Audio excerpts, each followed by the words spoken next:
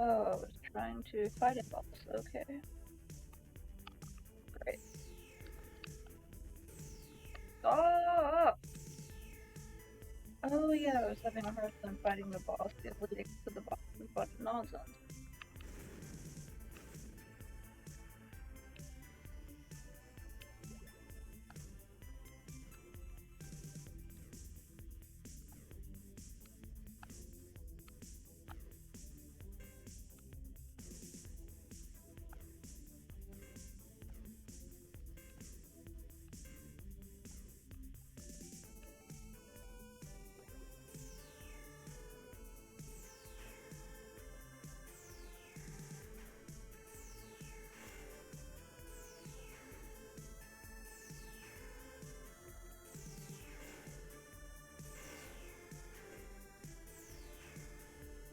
Stand on it like a platform. Doesn't make it a-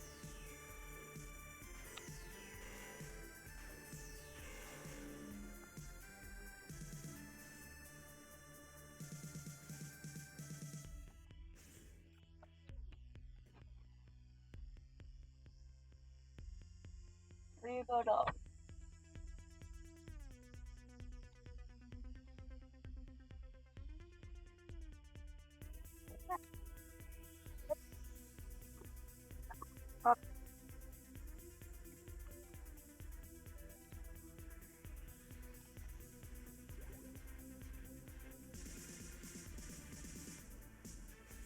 Oh yeah, that I forgot about that. Yeah, just a second. I was getting horrendous lag while trying to play YouTube the other day, so just a minute.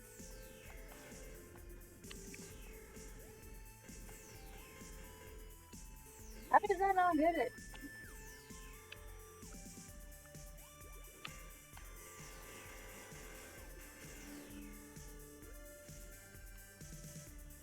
I changed my mind. These are the hits in the game.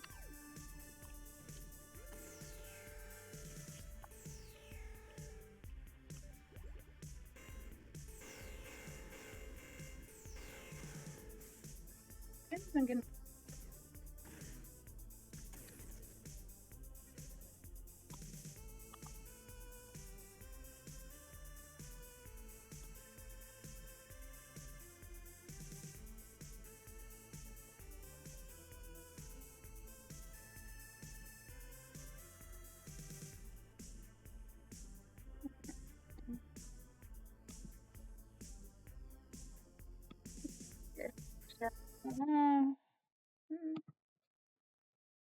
adjust volume.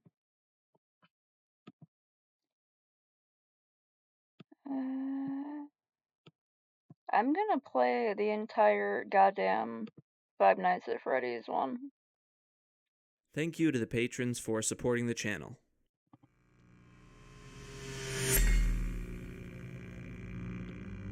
Welcome back. Today we're doing part 1 of a new series I'm going to be doing, basically going in depth and analyzing every single aspect of the Five Nights at Freddy's games one at a time. From the gameplay to the fan base to the theories, everything surrounding the game basically I'm going in depth on. Including, for this episode, I have an interview with the first person to ever make a Five Nights at Freddy's Let's Play. So look forward to that. Now it's going to be a bit long-winded, so if you only are interested in one part of it or you want to pause and go back, the timestamps to all the different sections are in the description and they should be visible on the progress bar. Without further ado, let's get into it. I've talked at length before about exactly how Five Nights at Freddy's came about. Scott Cawthon released a game called Chipper & Sons Lumber Company, which was trashed basically for looking too creepy and reminding people of Chuck E. Cheese animatronics. And so with that bit of inspiration, he had one last hurrah at game development, creating Five Nights at Freddy's. After a very short failed Kickstarter attempt, the game was released on Desura and later greenlit on Steam in August of 2014. My brother in Christ, you chose the playlist. The gameplay of Five Nights at Freddy's 1, despite being deceptively simple, was so effective that it has impacted the face of indie horror basically forever. Yep. Despite being a survival horror game, if you just looked at the gameplay, it's a quick on your feet resource management game, saving power, surviving until 6 a.m. It almost reminds me of an earlier Scott Cawthon game, Sit and Survive, which has a lot of similarities. Because you can't fight back or hide, Five Nights at Freddy's is based on a relatively simple gameplay loop: information, action, and wait. Information is when you gather the due information you need to act on, and there are three major places you gather this information from: diegetic visual cues, non-diegetic visual cues, and audio cues. Diegetic visual cues include where the animatronics are in the cameras or where they aren't in the cameras, the camera static, the status of the doors, the lights outside the doors. Non-diegetic visual cues include the power meter and percentage and timer. And the audio cues are the footsteps, the pots and pans, Foxy's banging, and Freddy's laugh. You take in all of this information and then decide. I've decided that I'm gonna get up and go all the way across the room to get my headset. Ugh. Ah.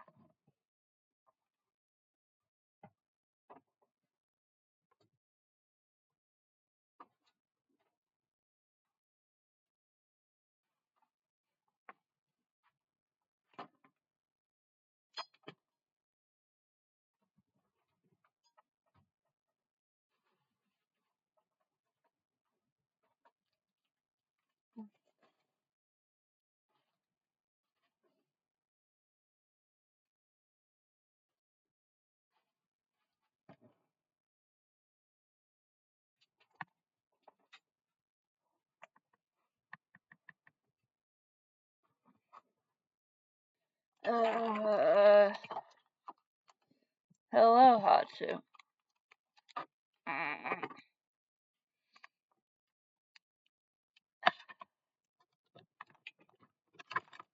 Hey. My headset. Headset is on my head now.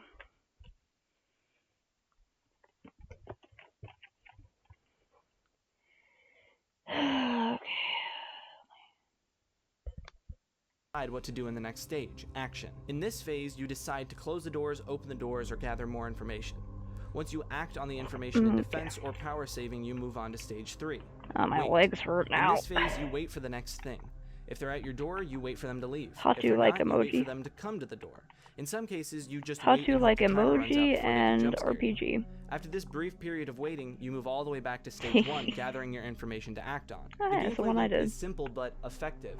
In fact, at certain points in higher level difficulty, it becomes more muscle memory than consciously thinking about each aspect of the gameplay. And while simplistic on the outside, there are a lot of other aspects to the game that keep it interesting. One of them, the main thing you manage in this resource management game, is the power. Almost everything you do causes power to be drained down faster. You're trying to manage power while also surviving until 6 a.m. Another aspect is that all of the animatronics have different AI that you have to account for and behave differently. Bonnie and Chica both move slowly from the stage toward your office on separate sides and appear in your lights on either side. Foxy slowly moves out of his cove until he gets to his final stage where he rushes the door on the left side. Freddy works similarly to Bonnie and Chica in that he moves from place to place, approaching on your right side. Most of the time, he moves with an audio cue. However, he is much harder to spot in the cameras and does not appear in the light. His final stage before jump scaring you is in the camera, which informs the technique used in the hardest nights. He's also the jump scare you get if the power runs out and it doesn't turn to 6 a.m. fast enough. There's also Golden Freddy, but I think he fits into a different category, so I'll talk about him later. After you beat all 5 nights of increasing difficulty and then the bonus 6th night, you unlock the custom night, where you get to set the difficulty of each character individually. The emotes have to have the person's name in front of it for some reason. I guess, you know, because I'll have a million people saying Angie face. A bunch of people have beaten it now. Yes! Yes! The main technique that was created was close Freddy's door, check Foxy, open Freddy's door, check lights, repeat. Since then, other effective strategies have been discovered, but this one is the earliest and reflects the core gameplay loop the most. Check Foxy and the lights for information, close Freddy's door and the other doors if applicable for action, and then a small wait period between each action. If you couldn't tell by how long-winded that was, I wasn't lying when I said it was deceptively simple. There's so many aspects to keep track of, and it was really well thought of. The thought and care that was I never got into behind playing the simple FNAF, but gameplay watching loop people is play what it is keeps crazy. interesting. But let's move on. No talk me, I Andy. Now, we talked about visual cues already, so I'm not going to get into that. But like I said, gameplay-wise, it's a quick-on-your-feet resource management game.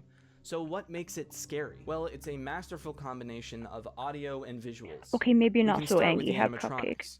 Each one has a unique and recognizable design, which is surprisingly difficult to pull off. As someone who made a pretty shitty game with just recognizable characters, I can tell you, at least at the moment in the indie game landscape, the #1 way to build a community is having characters that you can make fan art of and are very recognizable.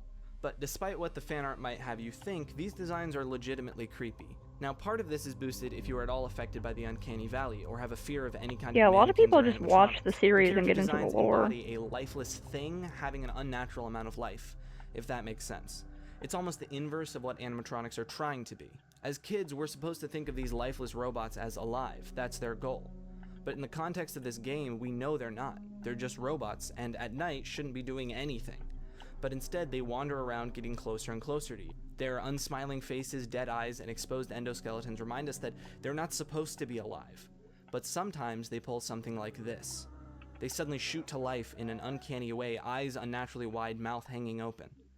Other aspects of their design reinforce this uncanny valley. Their sunken eye sockets, reflective eyes that remind me of Blade Runner, dirty or destroyed fur, and emotionless expressions that we can't quite get a read on. They're iconic, unsettling, and I very don't know well how he done. made Sort the of words in piggybacking italic. off of that, the cameras are designed in such a way that it is nearly impossible to see what's going on. Static obscures your view, and it's hard to see details when the place is so Wait, dark. what if I like... For Freddy, it takes a No, I keen can't eye do to that. spot him if you don't know where to look. If you want some good examples of how the cameras are set up to make you scared, let's look at these 3 Fuck. cams. Bonnie in the hall, Freddy in the dining area, and Chica in the dining area. Bonnie and Freddy share the fact that they are absurdly hard to see. You can make them out, but it makes you, the player, lean in and focus, increasing the tension and The setting when you you up for see a it jump meme. scare. The Chica one, for me, is just the most unsettling. Wide eyes staring across the room at you, mouth agape. Every time you see something in the cameras, you're immersing yourself more into the game, setting yourself up to be scared. That's what I'd call Now an let's take a effective look jump at the scare. Just something claustrophobic being there that office in the wasn't there main hub. before, not The room is necessarily making a cluttered loud and dirty. noise. Yellow and black on the doors are a constant reminder of danger, and the old disabled monitors remind you Yeah, of how low Hatu, tech how and did you vulnerable are. The doors stay italicize the open letters? most I of the didn't know time, you could letting do... the unknown darkness stare right at you. Speaking of staring at you, Is it asterisks? now I have no scientific or research basis for this, but I get the feeling that the pair of eyes constantly staring at you from the desk, even when you're safe, adds something. Some animal instinct that knows it's being watched. It's a great way to keep the tension high. Now, if you want an amazing, in-depth analysis of Five Nights at Freddy's audio, then I would suggest watching Scruffy's video. It's amazingly well done. But here's my thoughts on it. Let's talk about the ambience. From the menu to gameplay, the ambience of this game is a deep drone. Starting at the menu, you hear a mix of static, which sets up the main aesthetic of the game, and this ghostly, deep ambience.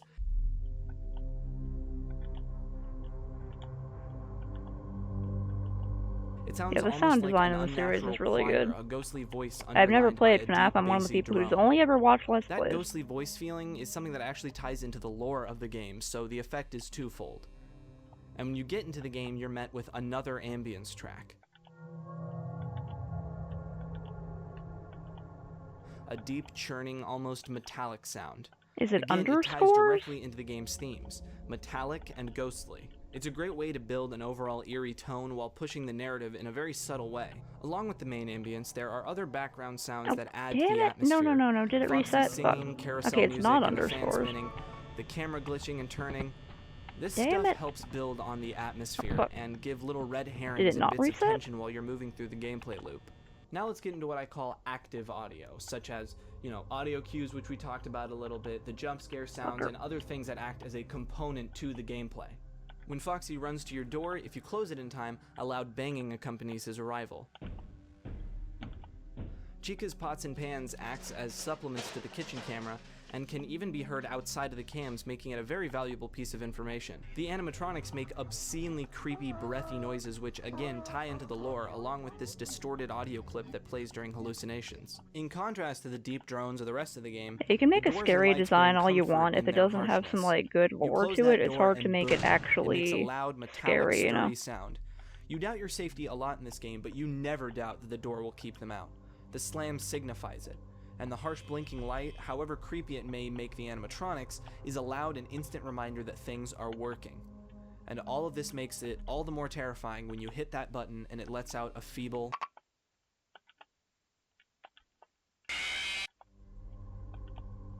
Now, let's talk about the jump scare. A lot of you may know that even though it just sounds like a robotic screaming, which completely fits, if you listen to the whole thing, it almost sounds like a child crying.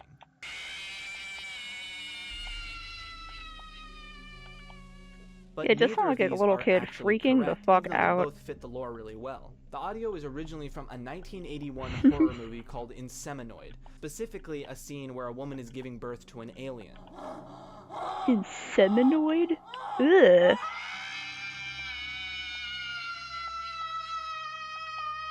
Now, it's Oh my very God, it's the unlikely that sound. this is where Scott actually found it, because that audio clip can be found on a sound effects website, but it's just weird that that's the origin. And it's also weird that it weirdly came back around in the story. I think I need a different technique for this boss that Alright, I let's hate. talk lore. Despite the game series being known for having an absurdly long and convoluted story, the first game was pretty light on lore. It was just the way that this story was told that made it interesting, and along with the main, sort of hidden elements, there were secrets and Easter eggs that made the whole thing have a bunch of replayability, and honestly is what makes it a classic still today. The newspaper at the beginning when you first start a new game gives us the basic premise. Freddy Fazbear's Pizza is looking for a security guard to work the night shift from 12 a.m. to 6 a.m. Pretty simple. One secret aspect to this is the blurred newspaper text surrounding the job listing. Essentially, it's telling you that this job was a poor choice, and you probably won't make it past night 3. Just a fun fourth wall break. As soon as you get into the game, you're met with a phone call from the now iconic character Phone Guy, who opens up with the classic, "Hello? Hello?" Throughout these phone calls, he not only reveals hints and red herrings for the gameplay, like closing the doors and how the power works, he also reveals a good chunk of the lore, from the animatronics stuffing you into suits to the bite of 87. Was that the bite of 87? This is probably the biggest mystery of the first game. I want to talk about it more in a later section, but just wow.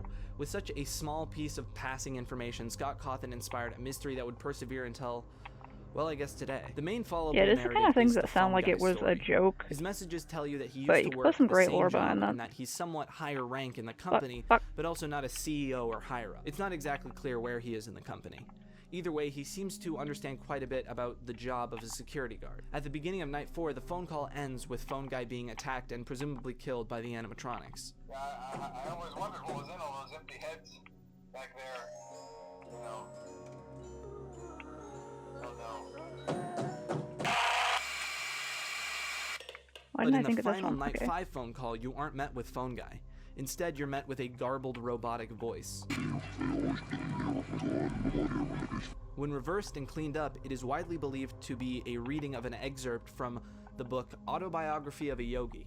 This recording famously inspired the fan game damn name it. The Joy of Creation. But like I said, there's more to this game's story than just the phone calls. Secrets and hidden lore reveals that you could play through the entire game and never see. There's the Fuck creepy you. but not necessarily lore important hidden cams like Bonnie's rare backstage camera and rare death screens, the poster in the West Hall corner changing to Freddy ripping his own head off, and the animatronics and Freddy alone on stage staring at the camera, and the backstage animatronics staring at the camera. And here's where we get into the real shit, the stuff that turned this game to the next level. In the East Hall corner camera, It's the the rules poster mostly will change safe to one corner. of 4 secret newspaper clippings detailing the disappearance of 5 children. Lured Is into the a back killing room by a of- mysterious man killing of dressed in one of the 1916 in Fazbear Era Habo costumes, a real the 5 real children thing were or just an never seen example? again. Meanwhile, the restaurant is facing shutdown after multiple complaints that the animatronics smell terrible and were leaking what appeared to be blood and mucus. It includes some unsettling quotes like, "The characters will live on in the hearts of the kids," and one parent likened them to The hearts will reanimated live on in the corpses. characters. I think you can see what's happening here. Phone Guy's phony story about the animatronics stuffing you into suits because they don't recognize you as an animatronic seems like a complete lie. The general consensus is that after the kids were murdered, they were shoved into the animatronic suits to hide their bodies, where they're left to There we go, that decompose. was, The ghosts way of the easier children when I now used the haunt right goddamn gun. animatronics, and their Oh, own way of being yeah. stuffed into the suits is likely what inspired them to stuff you into a suit. And there are more secrets Listen, that tie I'm into really this bad story. with dates. Posters in the East Hall cam will sometimes Dates and change time to I drawings cannot of crying do. children, a soon-to-be recurring theme in this series. Now I think you can see why the breathy voice, jump scare sounds, ghostly ambience, and other pieces I mentioned tie in thematically. And then there's Golden Freddy. In the West Hall corner camera, rarely, the poster will change to an image of a golden version of Freddy's face. Golden Freddy will appear sitting in your office, along with glitching faces of animatronics, a little girl's laugh, which happens to be an unedited version of Freddy's laugh, a robotic voice, and the words, "It's me."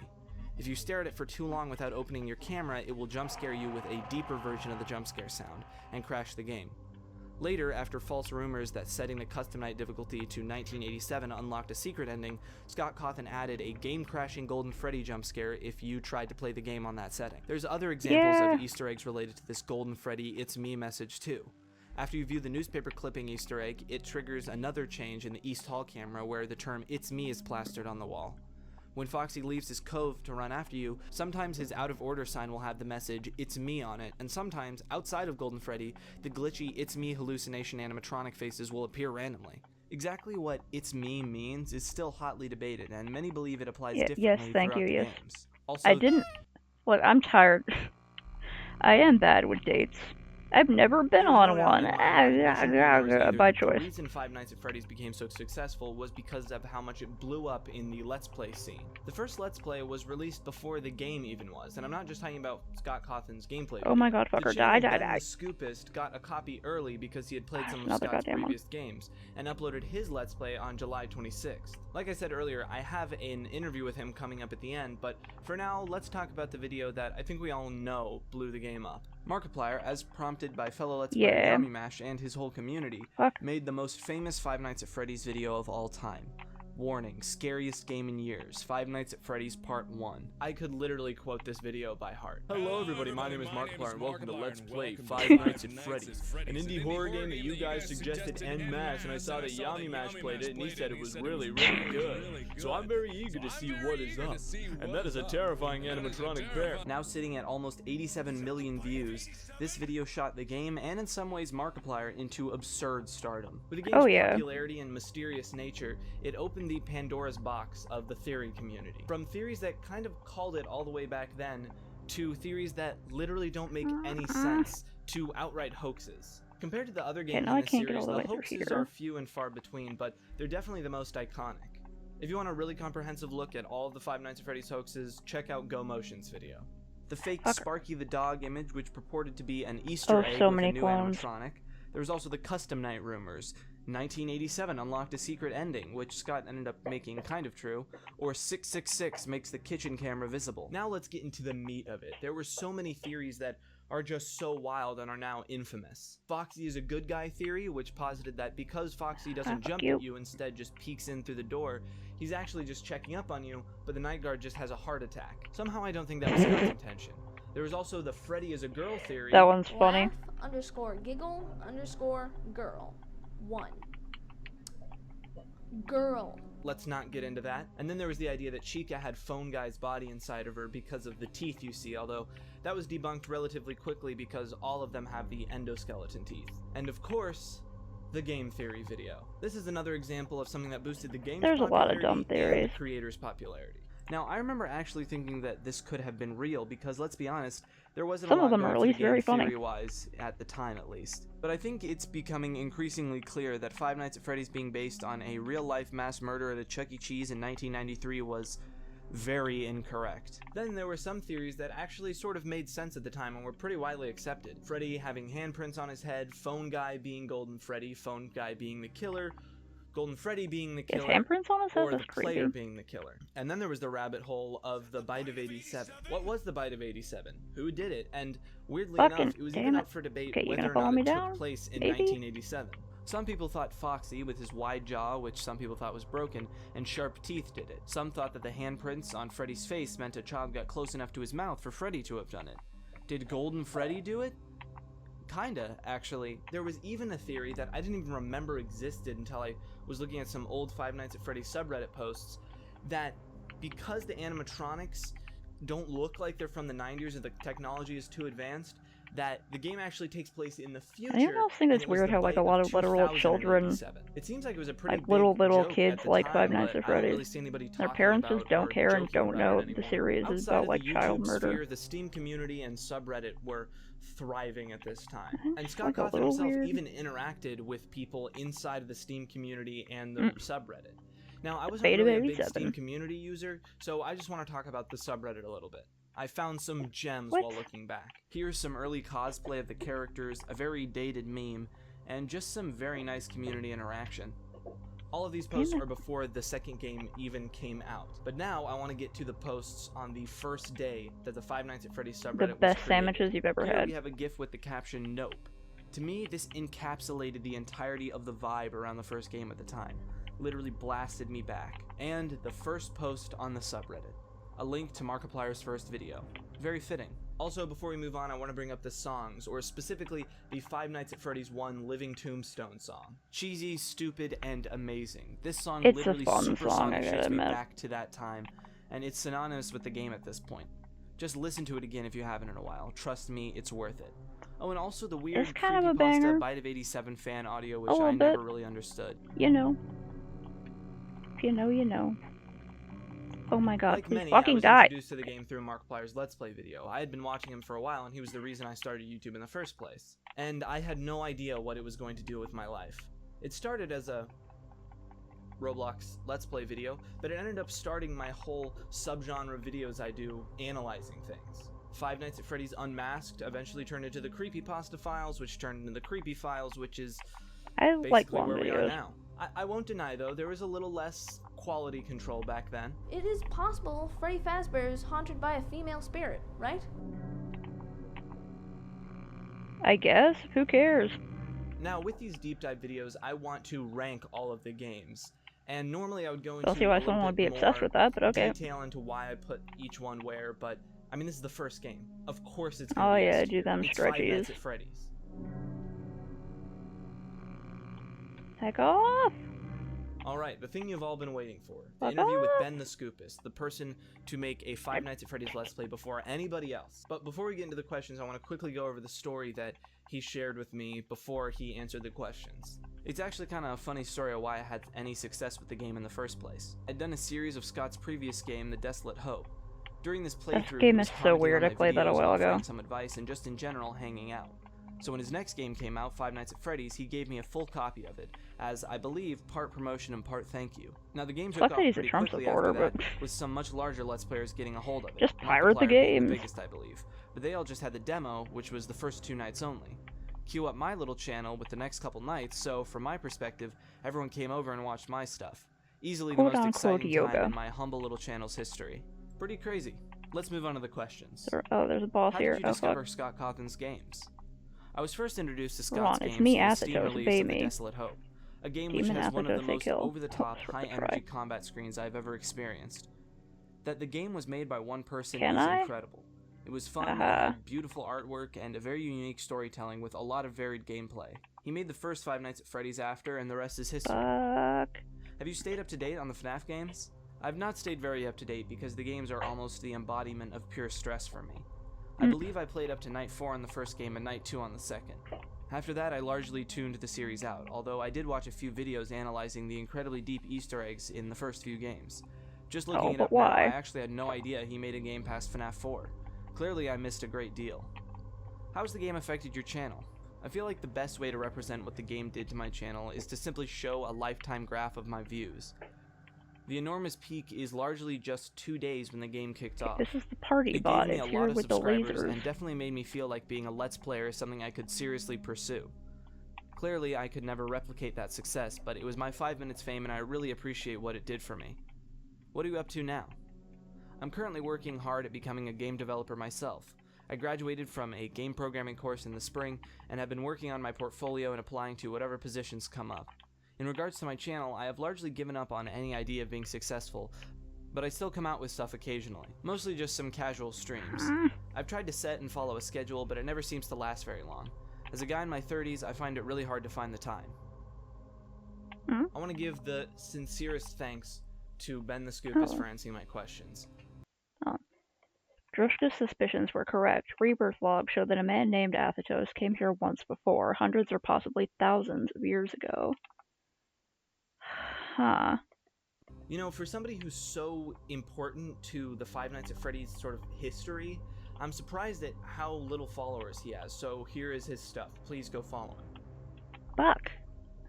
On September 14th, 2014, less than 2 months after the first game's release, an image showed up on Scott Cawthon's website, scottgames.com. The grand reopening. Five Nights at Freddy's 2, 2015. I'm gonna eat some cookies.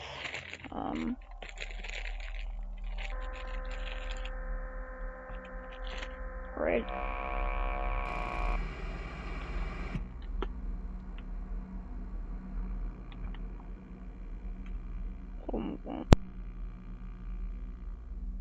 Welcome back. Today, thanks to the amazing support of the last one of these videos, we're doing a retrospective on Five Nights at Freddy's 2.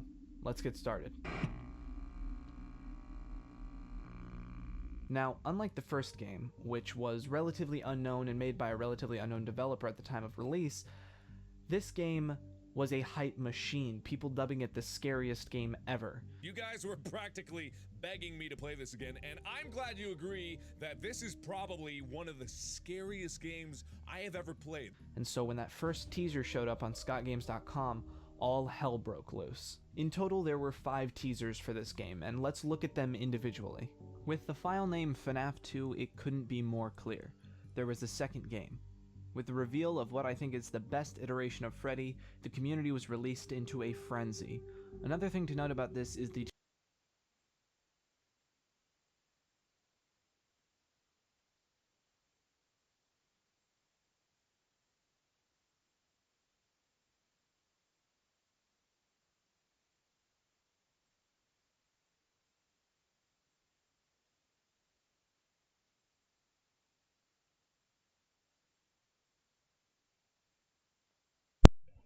Yeah, I've already seen this one. It is really good.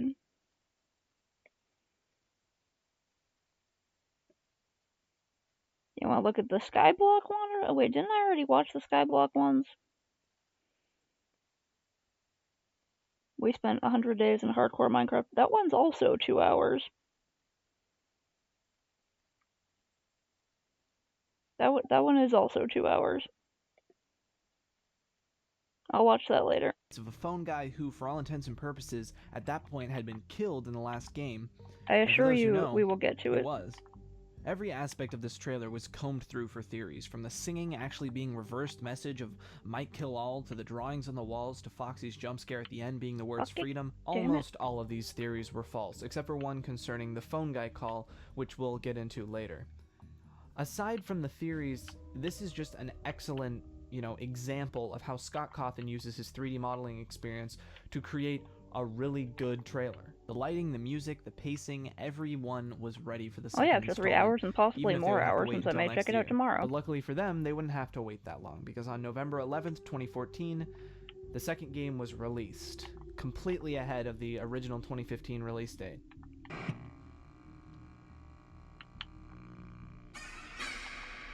So, the gameplay. Where Five Nights at Freddy's 1 was built almost exclusively on using the 2 doors, there was a lot more to keep track of in Five Nights at Freddy's 2, and that's even aside from the fact that there is literally twice the characters. First off, there's no doors, nothing to close them out.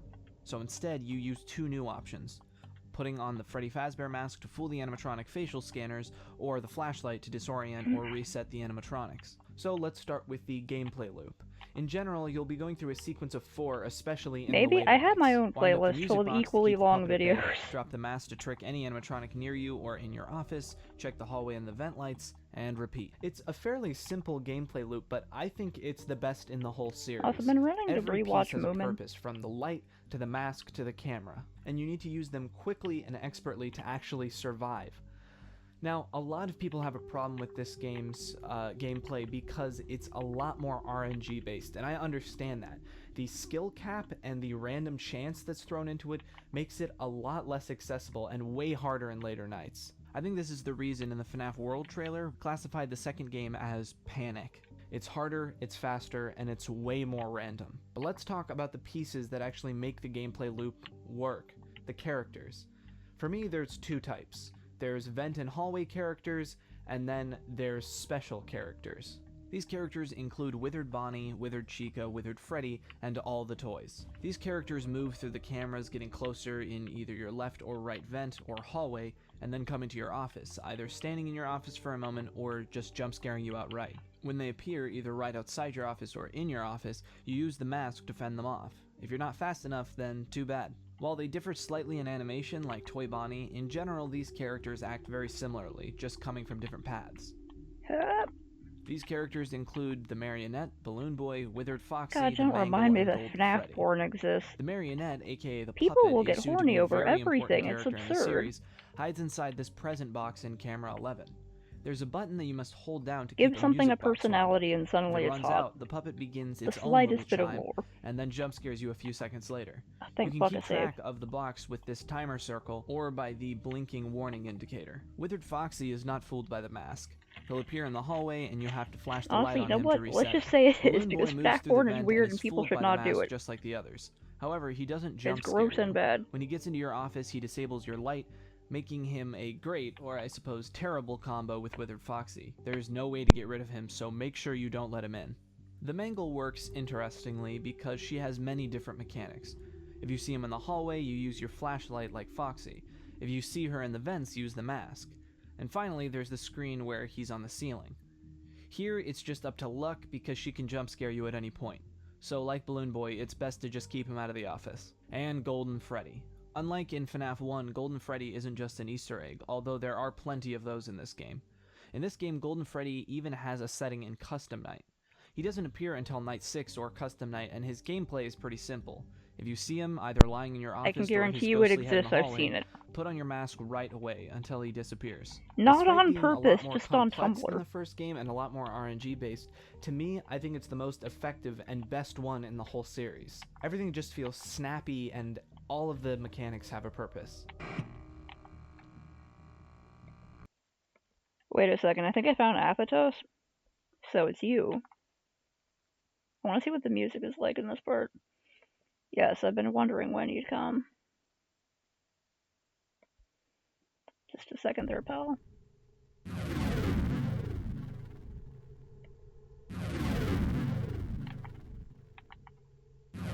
Yes, I know. Been a long time since I've seen another human.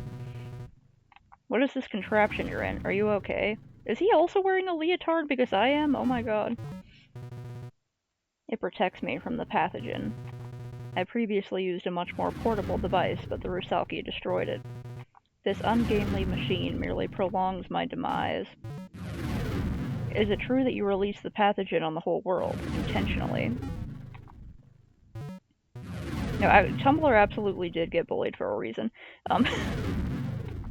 There are some garbage people on there, but the interesting thing is some of the most garbage people went to Twitter after the porn ban, so sucks for everyone who uses that site. Yes. Then you'd better do some explaining. If I tell you too much, your captors will kill you, but try this. Long ago, this world, Sudra, was the doorway to an unrivaled civilization. Like a port on the way to the greatest nation ever envisioned, but the port had to collapse. By the time I came, they barely remembered who they were.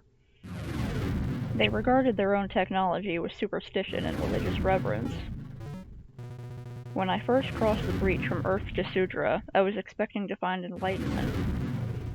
Instead, I discovered that they were using the breach to keep out the greater universe. In their superstitious culture, the outside universe is taboo. For this, I do not regret removing the main obstacle in my path.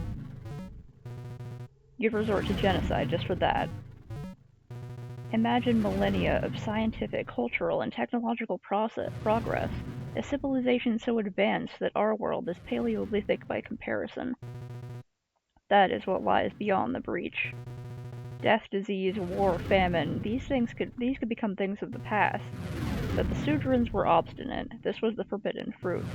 The loss of a single people balanced against the whole of humanity. How else could I choose? Well, you did it. You have the breach attractor now. Why not just shut it down? The Rusalki were the flaw in my plan. They are masters of war. If I disable the breach attractor, I free them too. But Trace, with you at my side, we have a chance. Will you help me? Let me think about that for a bit. Okay, I've thought about it. My answer is... Hell no, you self-righteous jerk. So be it then. Honestly, I'm totally okay with this. Oh, how the fuck am I supposed to... Can I attack these things? Oh, fuck.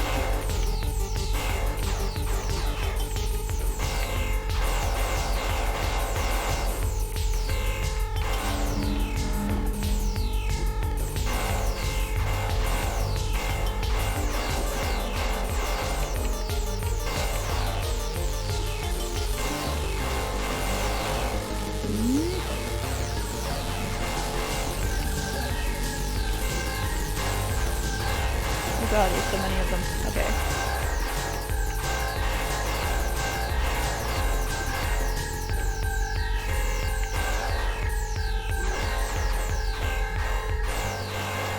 I'm down here, you idiots. Ah, fuck. Okay, I shouldn't have said that. They found out where I was. Did I glitch them? Oh.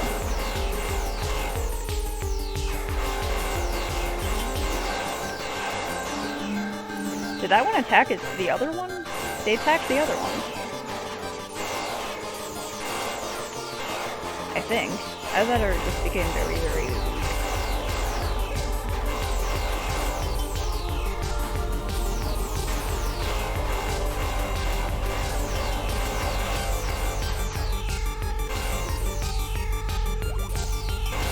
This is my most powerful weapon. I haven't found out how to get the goddamn flamethrower. Do I have a chance, or is this the end?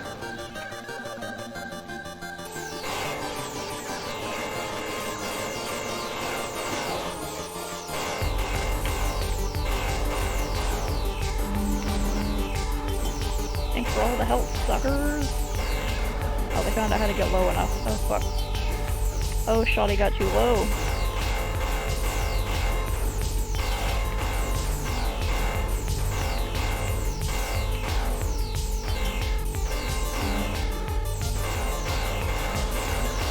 Oh, electric shotgun. My beloved.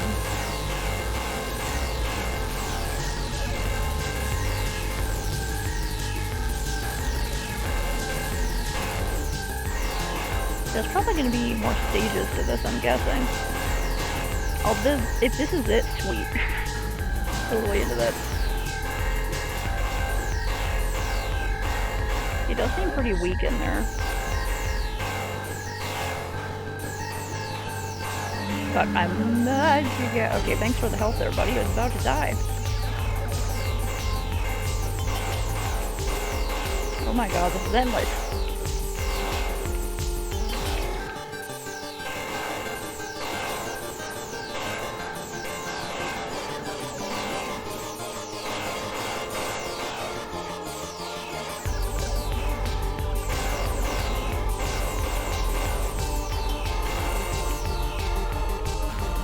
I might die here in a sec.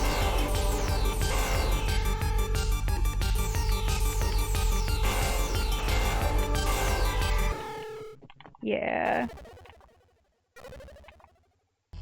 Why you asking? I'm not gonna show a kid not safe for work. Isn't that, like, illegal? Isn't it like a felony or something?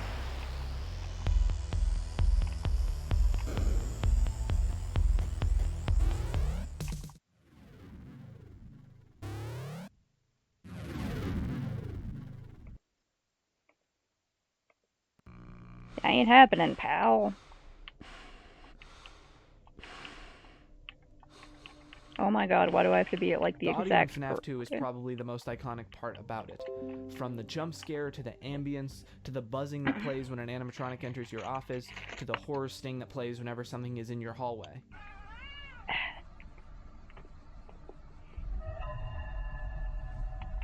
You fucking creepy cat. Now, much like the first game, there are a lot of audio cues that are important to the actual gameplay.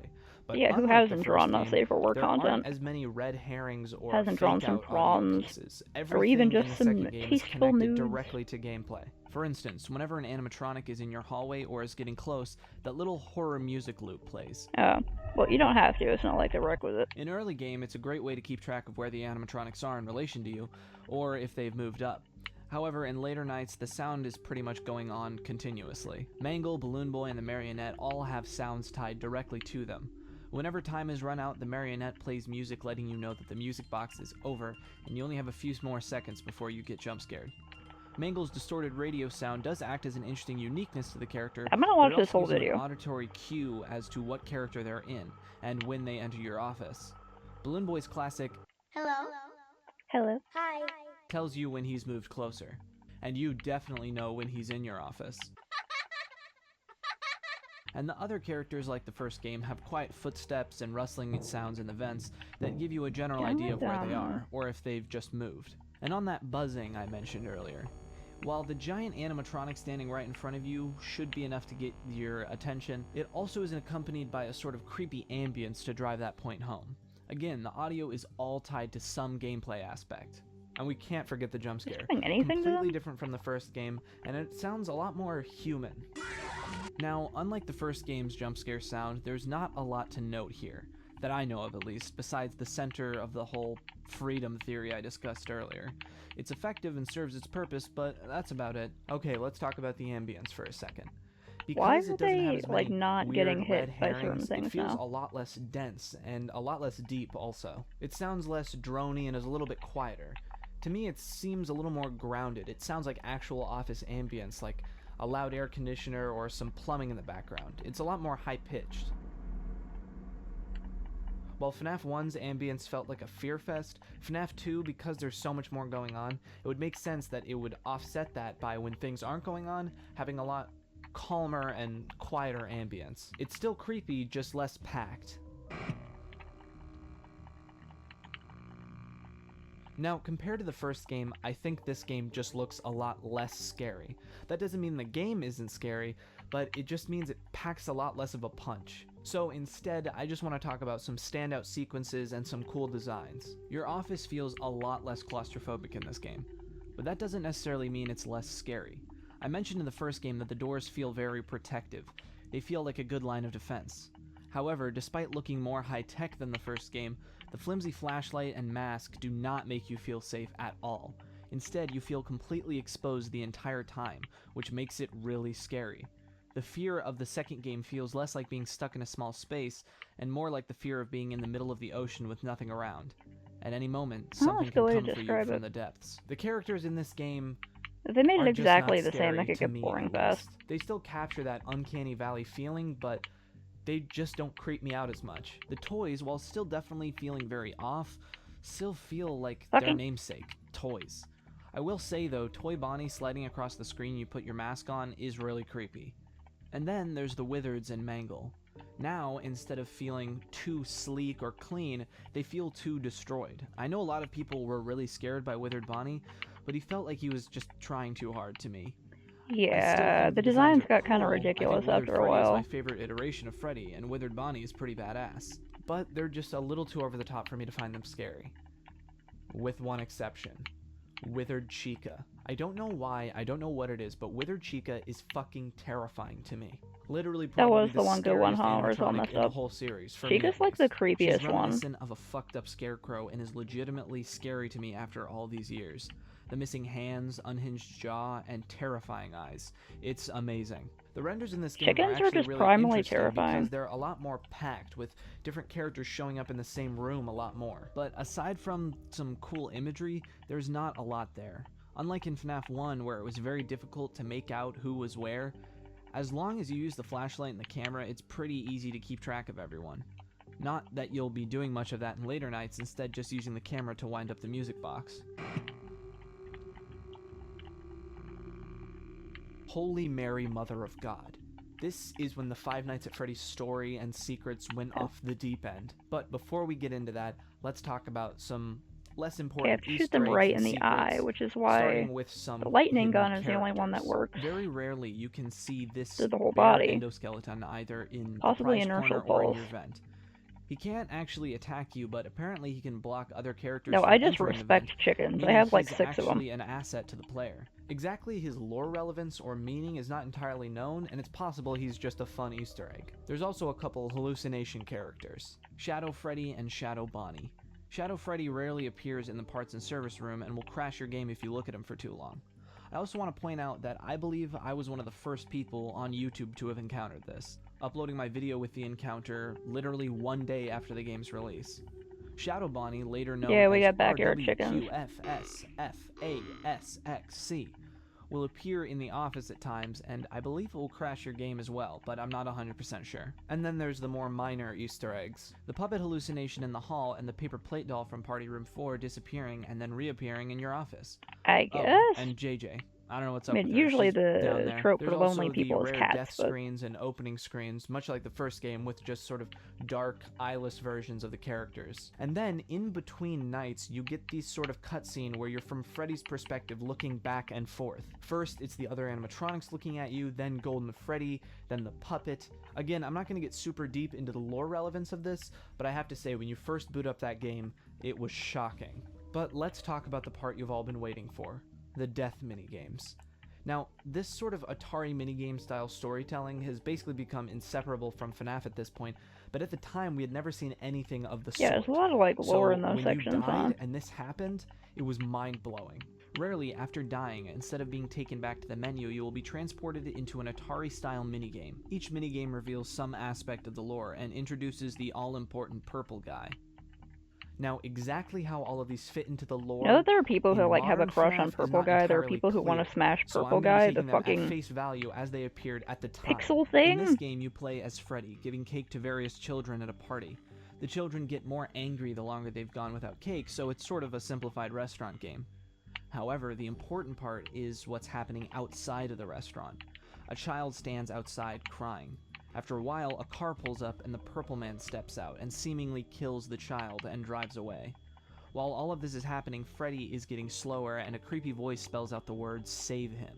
Yeah, why don't you Finally, smash the him with game a ends sledgehammer? the marionette jump scaring the player.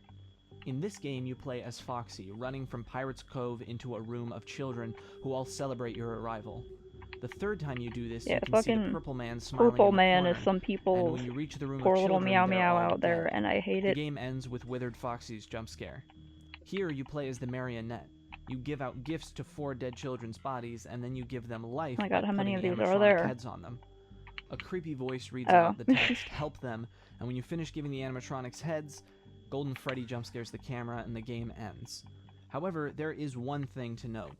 On the last frame before Golden Freddy attacks, you can see a 5th child appear in the middle of the room. Here is where things get a little crazier.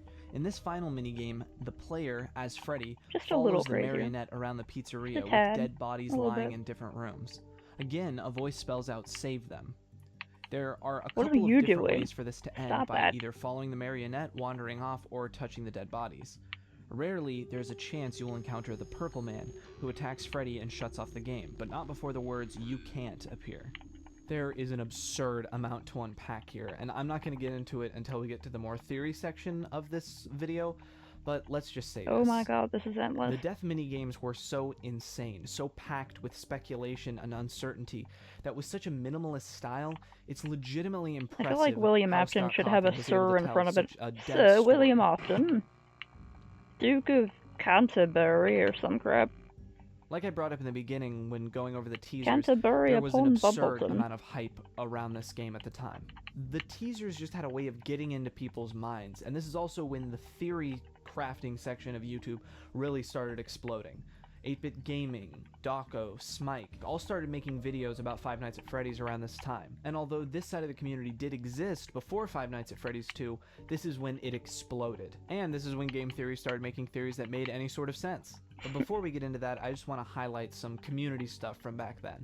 The song that recently had a meme resurgence, "It's Been So Long," is a legitimate banger. Like, that instrumental break is fucking amazing. This is also Yeah. the time where more FNAF fan music began to pop Yeah. up. This is also when fan games began to be made, with Five Nights at Treasure Island, which is still the most scared I've ever been playing a game, and One Night at Flumpty's and One Night at Flumpty's 2. And then of course there was Vincent. Oh dear God.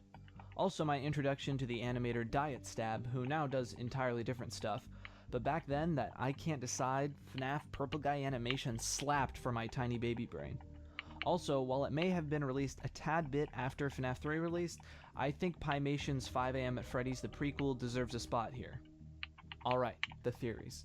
Now, it would be impossible to go over all of them, so instead we're just going to talk about some surrounding the death minigames and where the lore was at the time. First off, less a theory and more a confirmed fact at this point, the game is actually a prequel, not a sequel timeline-wise.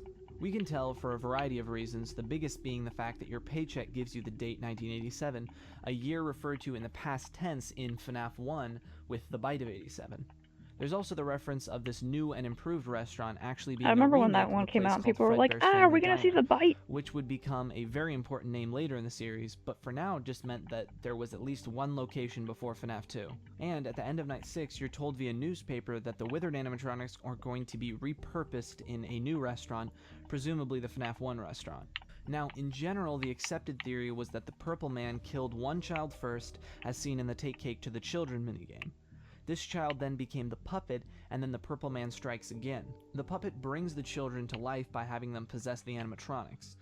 And that's about where the agreement left off. So let's get into this shit. Purple Guy! The introduction of a new human character was pretty big, let alone someone this iconic. So theories abound. Was there two Purple Guys, considering they're two different sprites? Last time I checked, this one is still up for debate. Popularized by MatPat's video, was the Phone Guy Purple Guy? Dang, Was the 7 Night whole Guard years. from FNAF 1 Purple Guy? Was it the Day Shift Night Guard that's referenced by the Phone Guy? And don't get me started on what the Purple Guy is holding. A taser, a phone. I'm gonna be honest, I always thought it was just his big funny hand. I mean, his security badge is a different color. Why wouldn't what he's holding Yeah, I be thought he too? just hold like a hand here, like, come here, children. That's right, we're back. There were plenty of possible culprits put forth. Was it the Mangle who jump scares from above right at your frontal lobe area? Was it Withered Foxy? Was it the Shadow animatronics? Some believe that the victim was the Night Guard that we play as, and the canon ending of the game is getting killed by Mangle, because we're the bite victim. Or that the Day Shift party we're supposed to go to is where we get bit. Others thought it was the Day Shift guard whose position becomes mysteriously available. Or maybe it's the Phone Guy.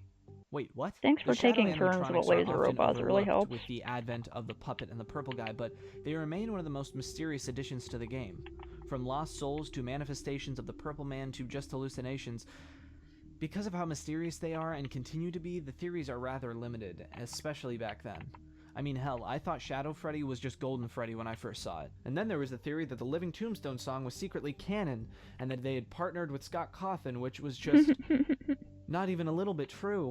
Alright, in the last video I made, I had a whole dedicated section to my experience, but it felt kind of redundant, so I'm just going to go over how I fit into the community at the time, at the end of the community section. Now, my theories about the game weren't exactly the most popular thing in the world, but it was really interesting to get feedback from a community, which I had never experienced before, and the views I was getting were unlike anything I had ever got before. My That FNAF sweet, 2 Let's sweet Plays never blew validation. up, but I had a fantastic time making them. And like I said earlier, I'm pretty sure I was one of the first people to encounter Shadow Freddy on YouTube.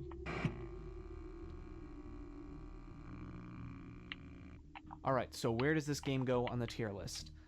I'm gonna have to go S You tier. two gonna The come first down game here, goes huh? up there just because it's so iconic. I mean, it's Five I'm Nights at using Freddy's this weapon 1. because I But can the just second game hold goes it there down. because I legitimately think it's the best Five Nights at Freddy's game. Every aspect of the gameplay is used. It kicked off a way of storytelling that was insane at the time and still is, and it also introduced characters that are going to be important to the series forever. In my opinion, it's the quintessential Five Nights at Freddy's game. I'm sure some people would put it lower because, again, the sort of learning curve and the RNG that is introduced into it is pretty tough, but to me, I think it's the best game.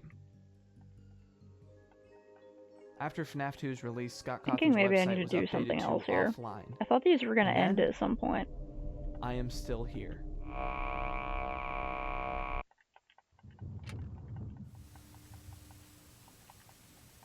Do you need to attack that thing? Like, I thought this was gonna be a phase and it was gonna do something else. Guess not. Do I have to get out of my way? Oh my god, get out of my way. Do I have to attack that thing? Aha. Duh. Oh my god, fuck off.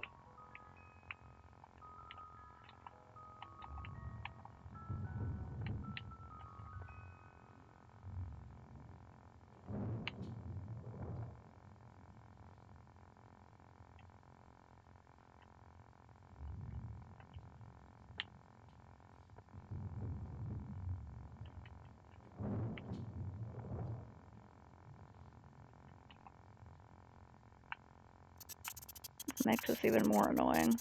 Okay.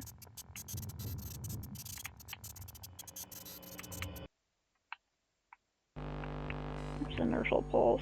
There it is.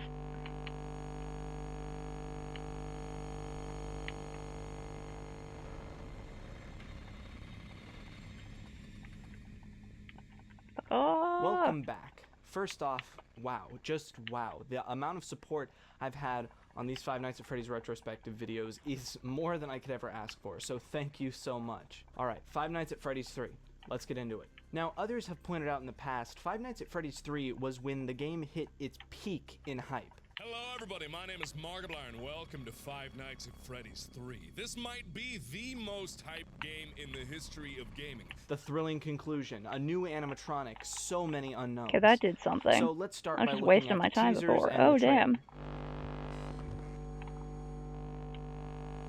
I mentioned in the last video that Scott's website turned offline after the release of Five Nights at Freddy's 2.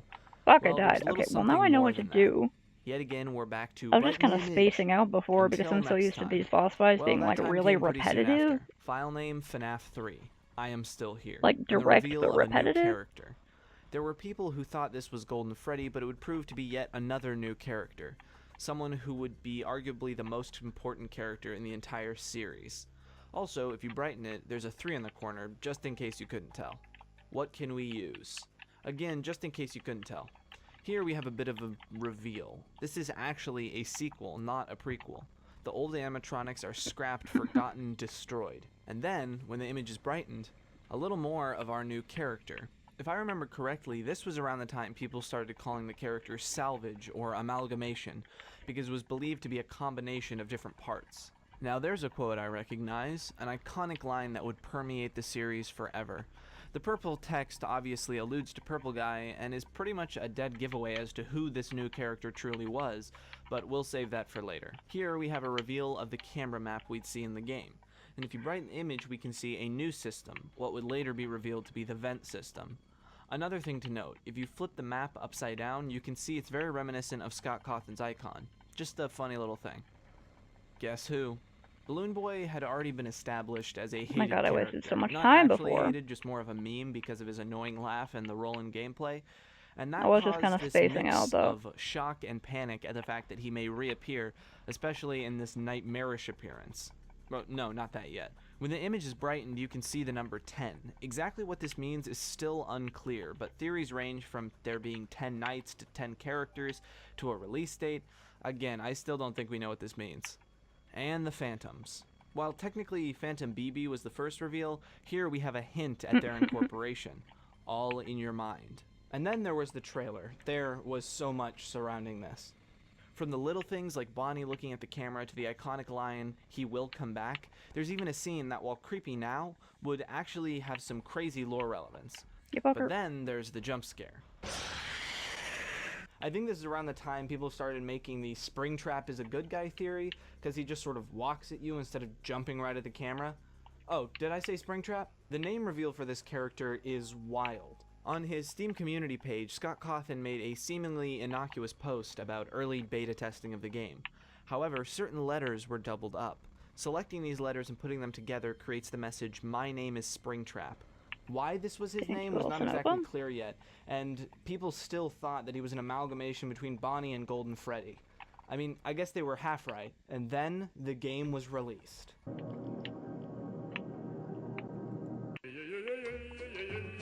Ah, fuck. Another fun way Scott Cawthon built hype was by completely trolling the community. Early on in the hype of Five Nights at Freddy's 3 in February, Scott Cawthon made a Steam Greenlight post saying that the game was going to be released early because someone had hacked him and released the game on GameJolt. Downloading the game, however, after this creepy menu screen, would lead you directly into a simple reskin of an old Scott Cawthon game. There is no pause button, which is where Scott got his profile picture, with a Freddy head on. In the background, that classic troll song would play, but that ended up getting changed due to copyright reasons. There was some stuff of actual note in this game, however. For instance, some actual game files were found in the decompile, and a strange number Easter egg that many believe is connected to the Balloon Boy 10 teaser in some way. Also of note, the menu music for this game is the actual menu music for the final game, but just slowed down. But then, on March 2nd, 2015, Five Nights at Freddy's 3 was released. This one was really different from the other games. I mean, really different. In one way, I like the concept of this game better than 1 and 2, but So, it appears I have lost. El Novo, we did it! The breach is gone! I'm sorry, but there is one more thing I need to do. Is she gonna kill him? You're gonna kill him, aren't you? Can't do anything now, just leave him. Unfortunately, that's not a chance we can take. This was inevitable, Trace. Do not blame yourself. Athos. Oh, dang, she fucking vaporized him. So that's it. I'll never know if... I mean, what if he could have been redeemed? Wasn't he kinda, though? Because you're also him? Trace, you are not him. He chose wrongly, not you. But now it is time for you to go home. Go home, as the clone of a mass murderer? What's even there for me? Do not worry, we have taken care of it. What's happening? I'm suddenly exhausted. Rest now. Perhaps we'll meet again sometime. Wait, please.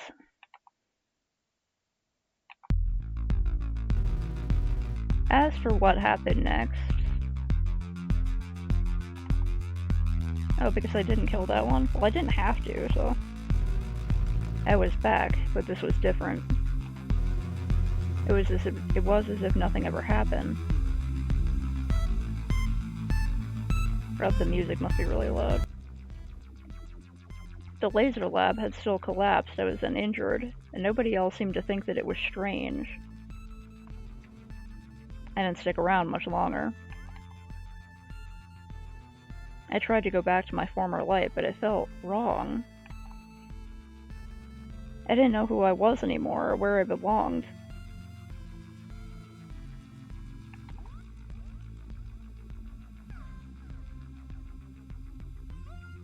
It's weird to see these normal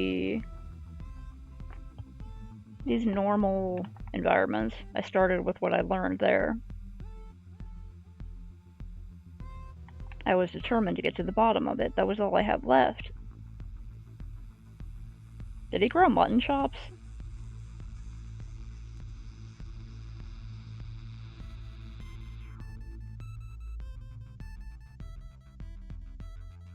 Huh. Okay, I don't have the second game, but I'm wondering if the second game is like he goes back and becomes Athos and it like circles around on itself. Memory of Max Hab, my best friend.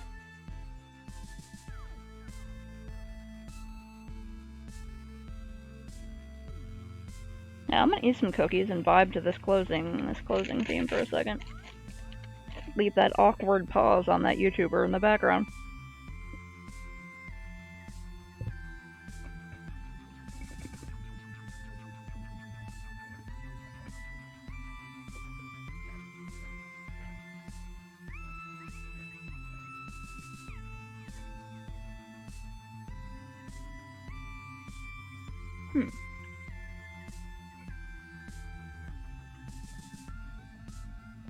I haven't even heard of some of those programs.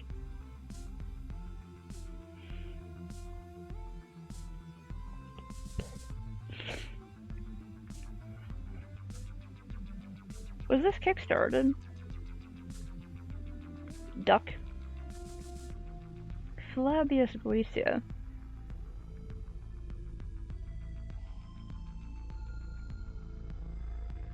Axio JW Mouth. I wonder if that's like Axio JW Mao 568 seems like it was one of the codes that you could enter. I never got the flamethrower. That could have been really useful.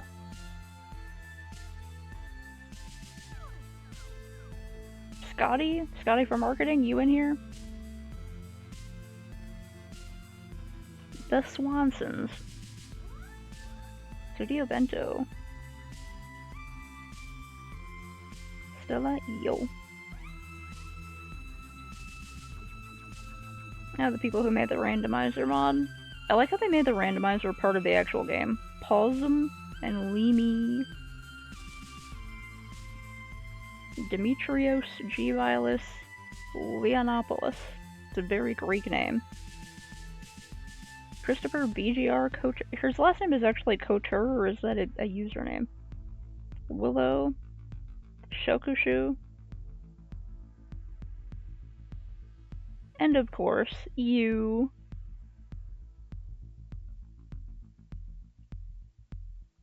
Oh dang, he's just laying there. In that little leotard I put him in.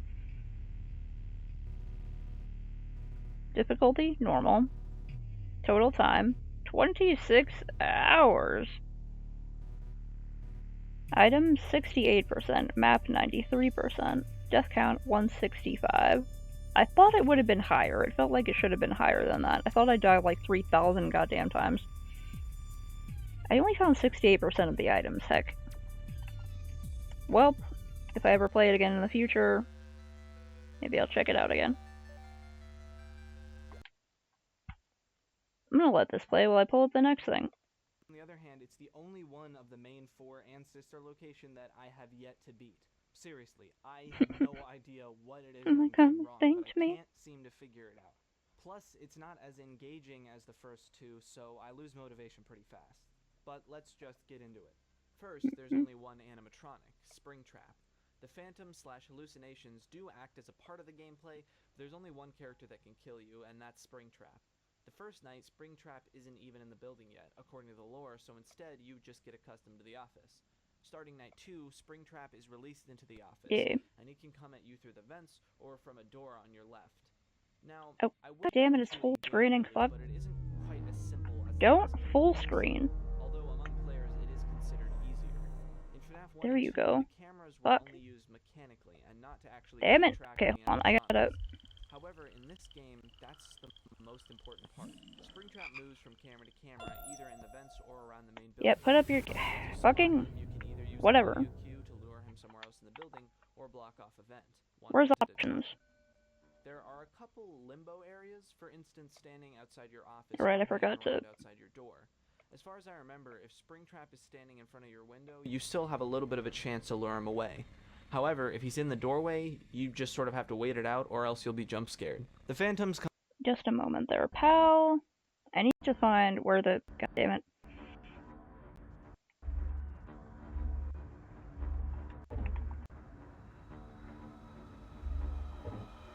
Window mode on.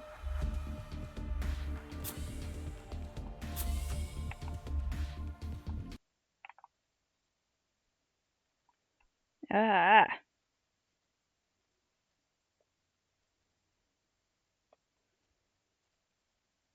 Okay, hold on. I have to restart the game with it in window mode. It's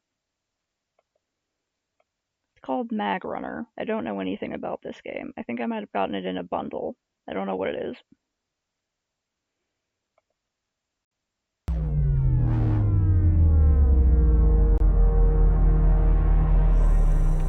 Yes, it's very nice. Okay. Options. Come on.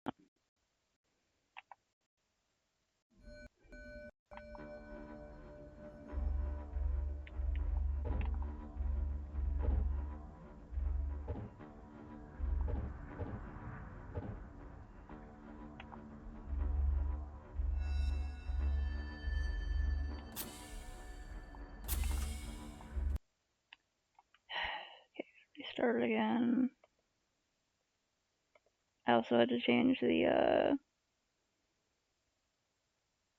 resolution. That should be closer.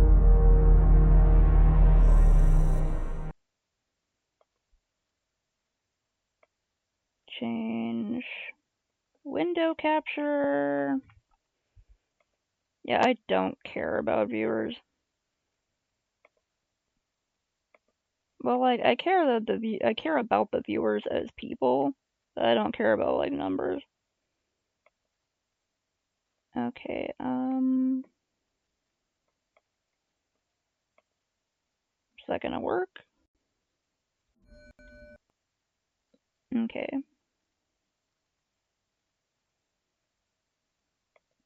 Come in all different shapes and sizes, and all have slightly I'm already different getting some mechanics. lag, lovely. Phantom Balloon Boy appears randomly in the cameras, and if you don't move away from the screen quickly enough, he'll jump scare you. Now, phantom jump scares don't kill you, instead causing some other havoc, disabling your other systems, but we'll get into that later. I'm Gamachi. Phantom Foxy appears randomly in your office, and if you turn Hold to on. look at No, I didn't want. God damn it! Fuck. No, go back.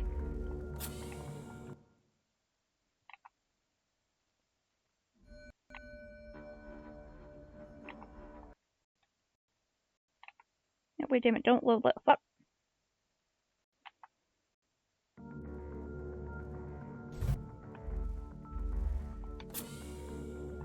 New goddamn game.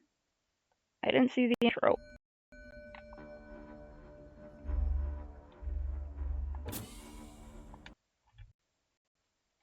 I am Gamachi. Mutant, inventor, scientist. For you to understand, I need to start at the beginning. In the 21st century, the Gluckersberg Corporation rose to a position of world dominance. By 2035, their LifeNet Total Existence Network had linked billions of people across the globe, encompassing social, economic, government, private and public services within one monstrous, ever-evolving system. With LifeNet and the corporation's vast financial resources, Gluckersberg accomplished what governments could only hope for. A worldwide populace that wanted to conform, and that was willing to sacrifice privacy for security, safety, and interaction. The CEO, So Facebook. Kram Gluckersberg, pooled tens of thousands of scientists together to find a new source of free energy to be used for space exploration. The result was magnetic technology. Okay. Gluckersberg's space program would be a 3-month test of not only magtech, but also citizen explorers, astronauts chosen from the populace.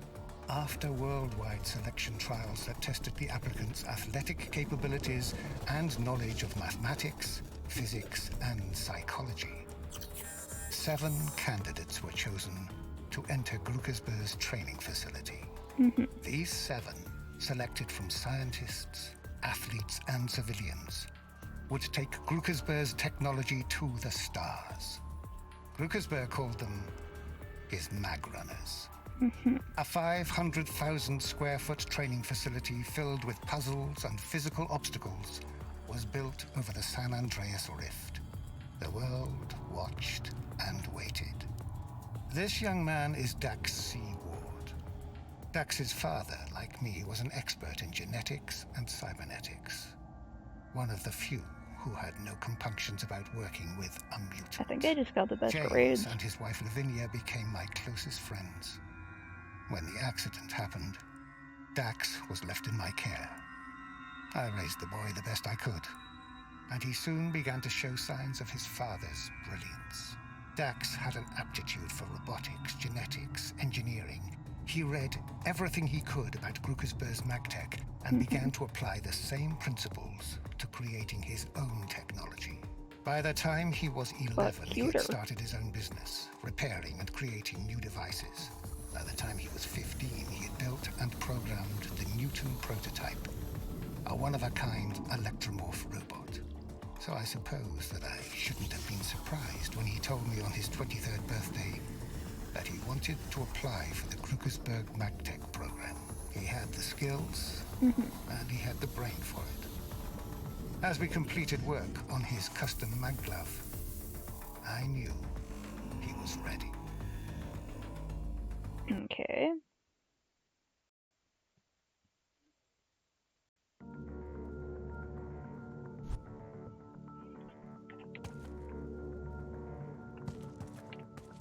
Feels weird to be playing a 3D game.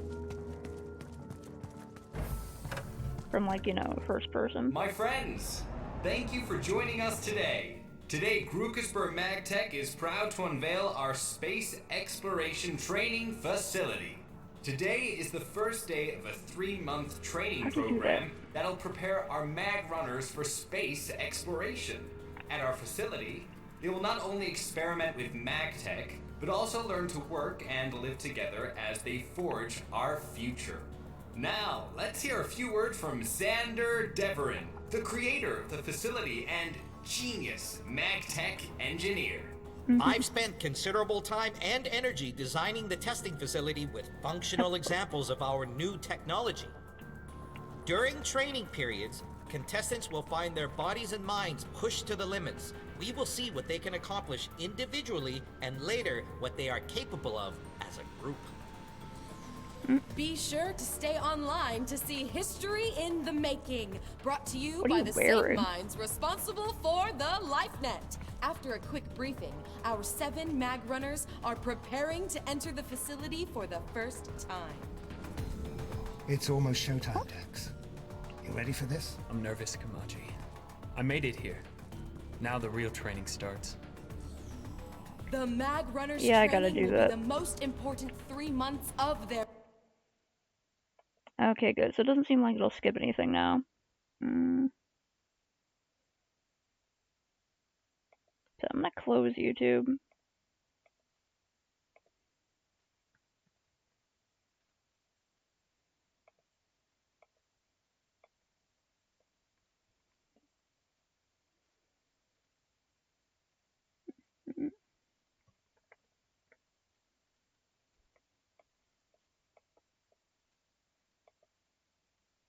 I know, shush.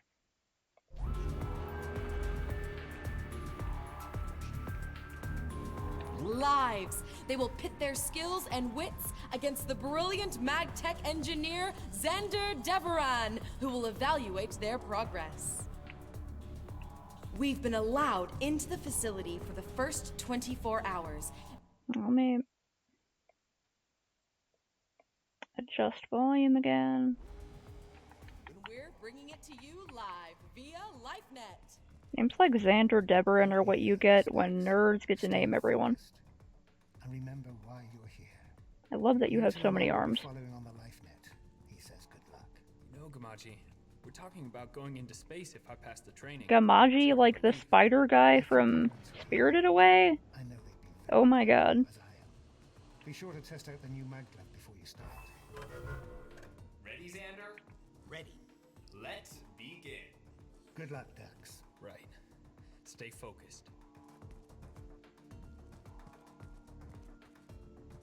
Haha, you don't tell me to stay focused. Gruchesper? Gruchesper. Gruchesper Biotech. Self-sustaining solarium Mark 1. Yeah, you can just grow tomatoes. Vertical farming is fascinating. Charged objects will only interact if they are completely within another magnetic field. Cool, what's that mean? Is this Portal? I know Portal. Beauty is in the eye. State of the art, mag runners. Xander's really outdone himself with this facility. We hope you enjoy this miracle of MagTech modularity. It's on my hand. Get it off.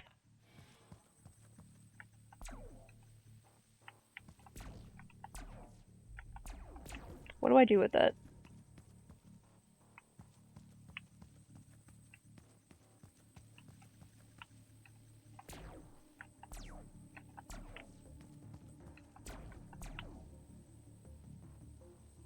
Yeah, fire alternate polarities. Oh,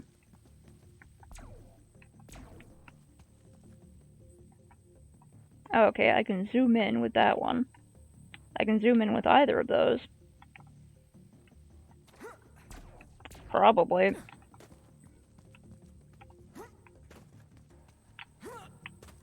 He's putting so much effort into jumping.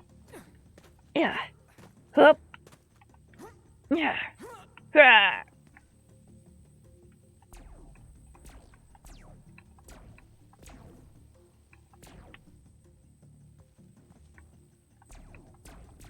I am firing alternate polarities. What is it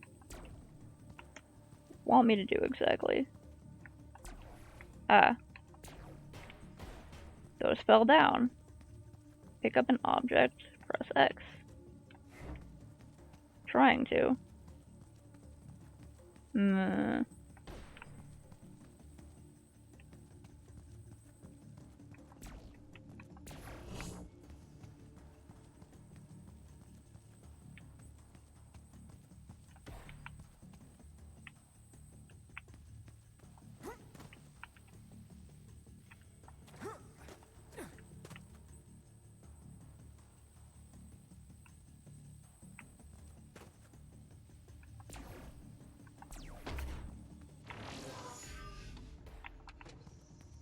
Okay, I make it go boo. Alright. Okay, so that's what you gotta do. Yes, that. Pick up an object, press X. Okay. My poor laptop is dying. Come on, buddy, you can do it. The Grukersburg MagTech Experience, brought to you live by LifeNet. That wasn't so bad, Gamachi. How are the other mag runners doing? Don't get too confident. That's just the beginning. 3 months is a long time.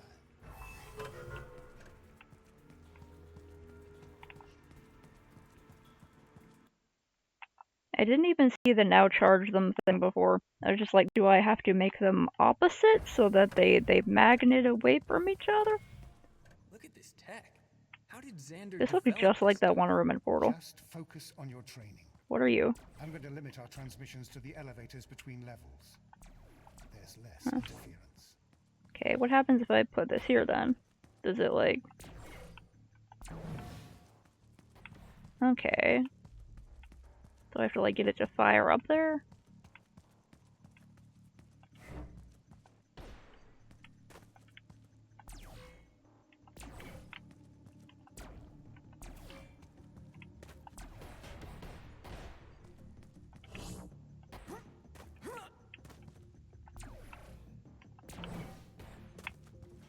Cool.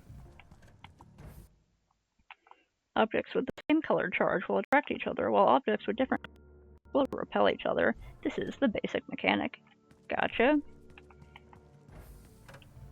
Okay, so it's just sending me through different test rooms. Dax, Cassandra Shin from LifeNet Media. Can you give us a few It was thoughts bad, about I today? assume. How do you feel about being the only mag runner without outside corporate funding or professional training? Do you think you're at a disadvantage? What? Bro, what are you wearing? That would be the mutant we've heard about? I'm kinda into it. Yeah. Sorry, Miss Shin. I have to go. Sorry, Miss Shin, I gotta go. I got tests to do, oh golly.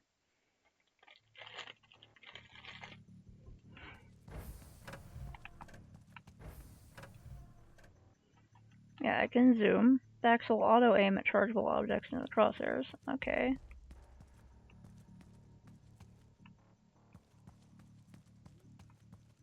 Okay, so I gotta like... Okay, there's one over there.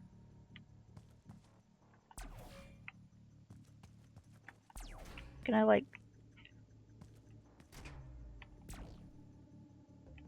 Can I like fire it over here? And pick up this one?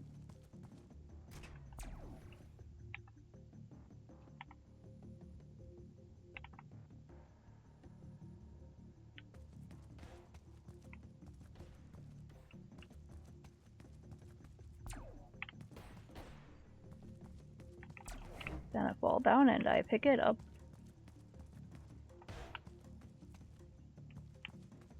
Okay. Guessing I have to stand on top of this and then do the thing where I, Whee! Alright, and it's probably gonna get more difficult as we go on.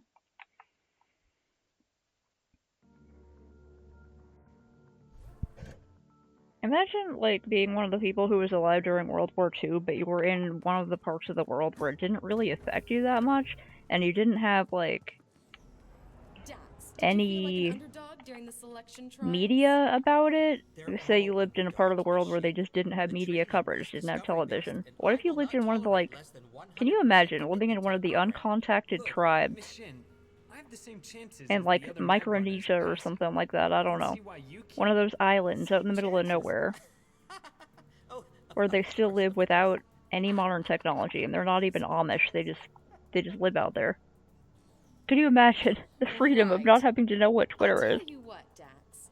How about an exclusive interview and the front page of The rest of the world fighting its wars, and you're just like, you know what, I'm gonna go fishing today. I'm gonna go check on the crops, see how the hunters are doing. Maybe you weave a blanket or something.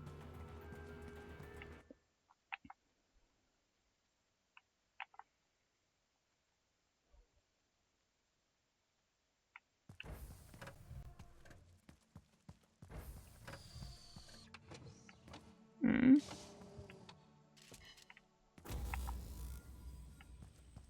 Hmm. At least there's lots of food. Growth factor included, mellowing vegetables. This whole place is just growing plants.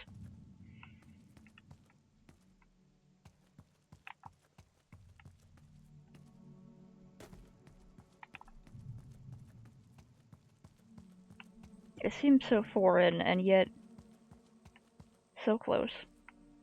Oh. What are those? Okay, so,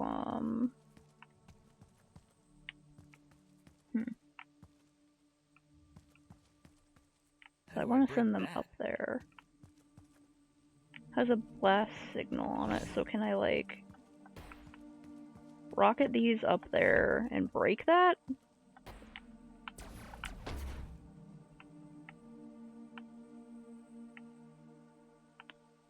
Okay, not powerful enough.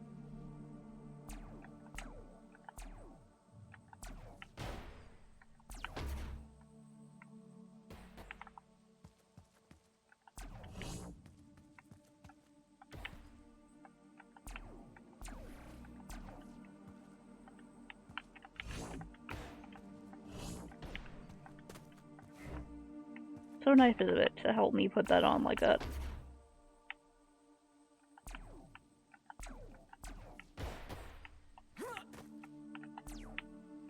Can I break it open with my thick head? No.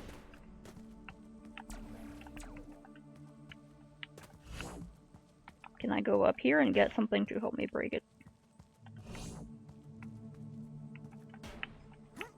That's gonna cause serious lag, though.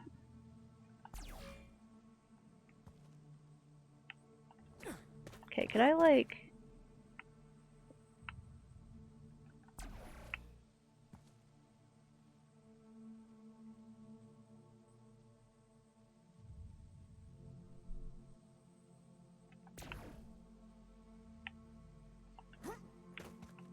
Oh yeah, that wouldn't work. That one will still work.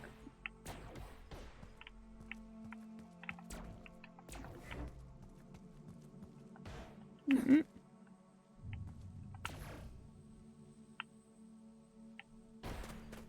Ow.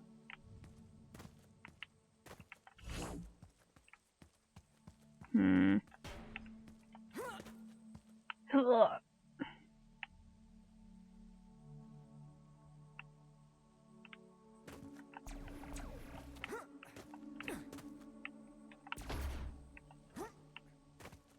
Ah, we have a third one. Whoop. Fuck, I could have put that up there. Fuck. Damn it. Was I supposed to put that up there? Whoops. Okay,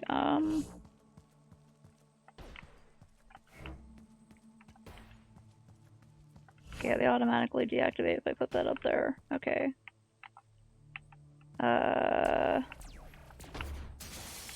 There we go.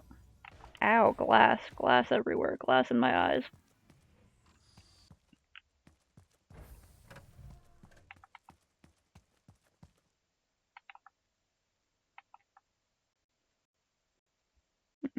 More objects to share. Yeah, I figured that out. If you make one part more charged, then it. Raji, are they off the comm?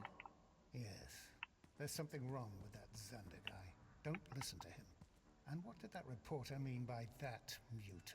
Are you even typing anything? You're just slapping your hands around. He's just digging for an interview to make Grukersberg look good. Keep your head on. Huh, so what the heckaroonie is going on over... Oh, what the fuck? Is this part of the training? GLaDOS?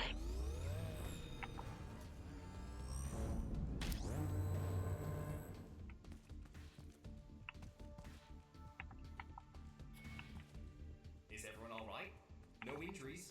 Bios are good. Xander, what happened? A minor power fluctuation, Mr. Grukersberg. I've ensured that it won't happen again. Sure.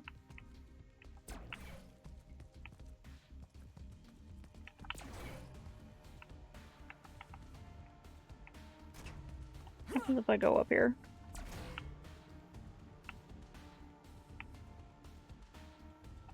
Okay, there's a weird clear bridge here. Ah?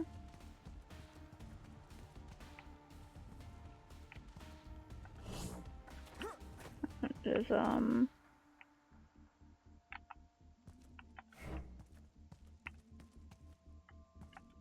why is that one also charged? Ah, I can return it.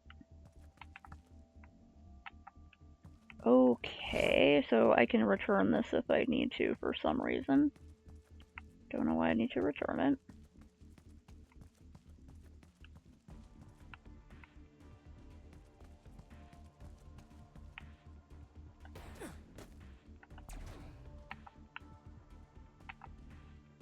Okay, I already said it, it'll cause too much lag and be annoying.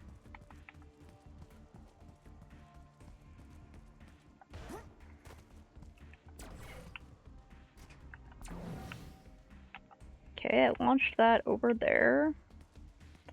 I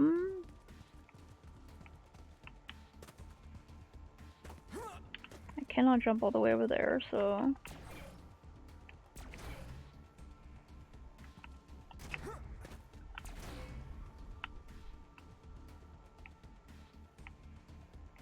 I was supposed to stand on that. Huh. Whoops. Okay. Let me go back and stand on that. I should charge that for the future. Yeah, we could watch it on other things or during our stream or something. They're mostly videos you've already seen. If you want to, you can totally like watch videos and just like mute the stream or something. I don't care.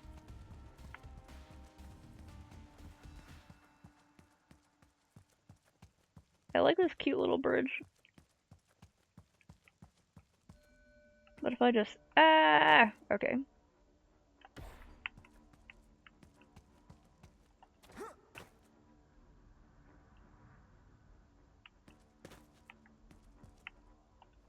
Okay, I don't even know if I'm supposed to go over here, but... Okay.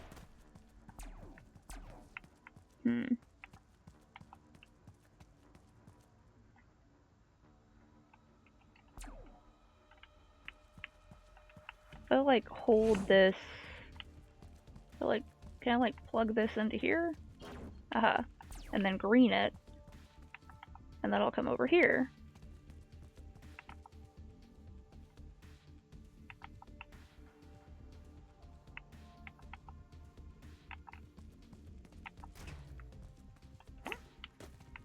Oh no, now how do I get up there? Oh, duh, I recall it over here, right?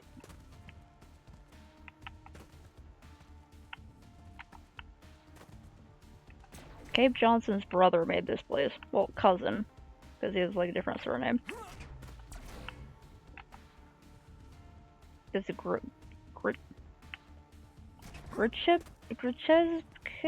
fuck, I can't remember his name. This Gruchezbeck guy or whatever is definitely Cabe Johnson's cousin.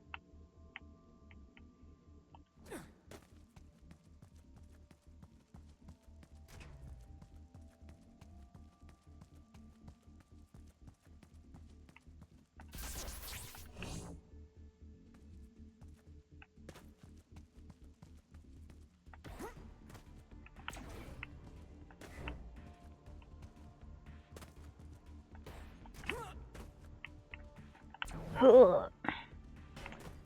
Oh, it goes back there unless it's so it's like a timed thing, huh? Hmm.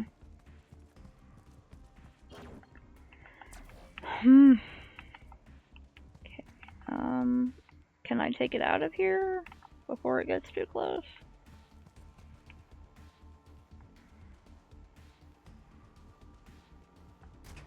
I cannot take it out.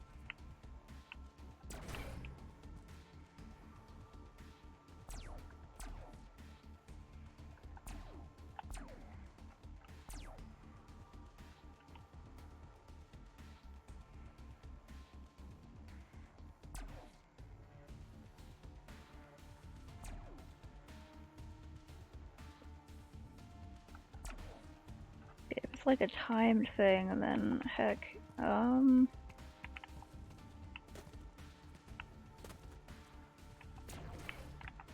yeah, if I can, like, I have everything set to like lowest, right?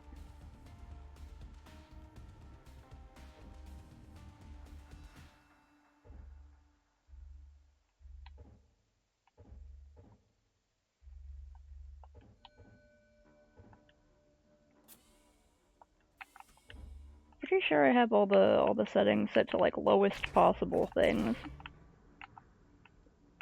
This is still not a gaming computer, but yeah, there'll be more time for videos in the future.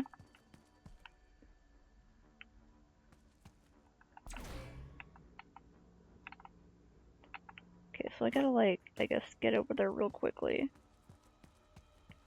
I'm assuming I have long fall boots on, because if not, I would freaking die here. Okay.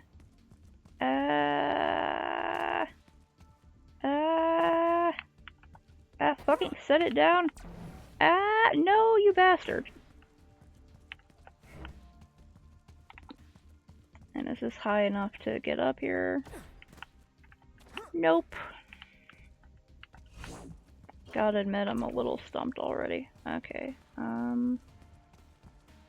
maybe I have to go, oh, wait. I see now. Okay, it's kind of obvious. Duh. It literally gave me a clue about how to do this right at the beginning of the thing. Okay, come on.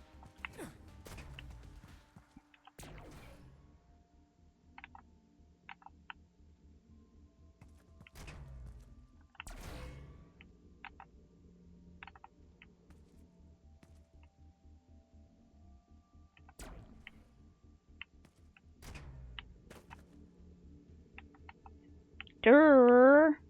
Okay. Hadoi, hado.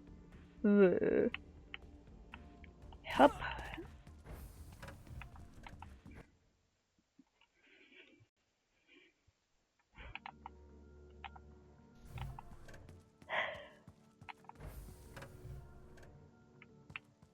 Now, Spider-Man, I got it. We've suffered a minor technical glitch, but we are now back online. Is one of your AIs going rogue? With a live audience, too. Not exactly a solid recommendation for a new product, no. Hold on, Dax. Something's changed in the algorithms that Xander's using to run the facility. The system log shows a reboot. What? Gamaji, did you hack into the testing facility? Xander's interface is amazing. Damn it, Spider-Man. All the functions and accessibility of the LifeNet with his biofeedback response to influence the MagTech. Oh, you're gonna get me kicked out. Relax, Dax. I'm masked. He thinks I'm just another peripheral. Oh, no. No, he's blocked me. Anyway, he's too busy to run a trace. Good job, weirdo. Didn't that guy have only like 2 arms before? He's just like growing arms.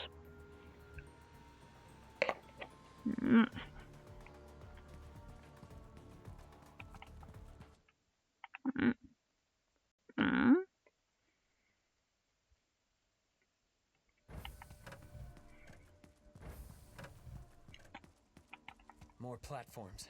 This would be a bad time for the power to go out again.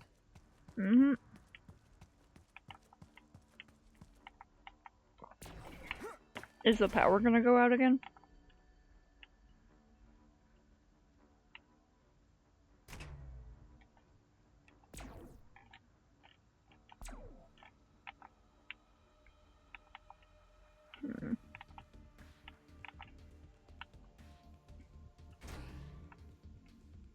Oh, there we go.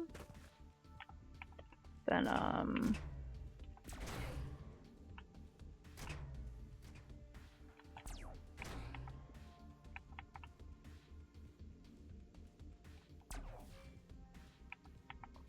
should I get, like, stuck between these two, right? Go. Gotta remember I can also use, like, neutral. Hup.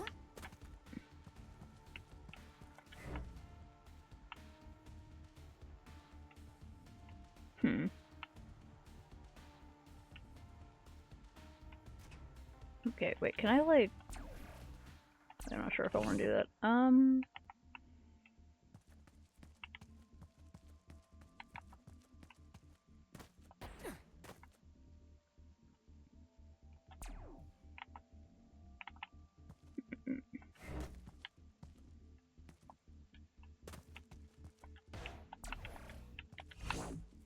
Okay, when I pick it up... Hoop! Can I throw it? Oh wait, there's like an elevator over there. Hello.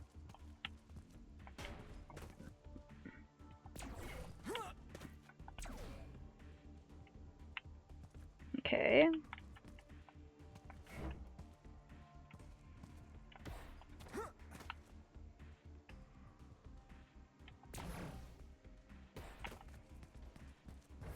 Alright, that was a relatively simple one, it seems like. Platforms can move only along directional lines. Pay attention to the beams the platform rides on to determine how they might move. Yes. Well done, Daxi Ward. Congratulations on being the first one to complete that module. Maybe you're better than I thought. Or maybe you're just lucky. Or maybe you're a freak. Excuse me? I said thanks. I said maybe you're a freak. How long did it take to build this place?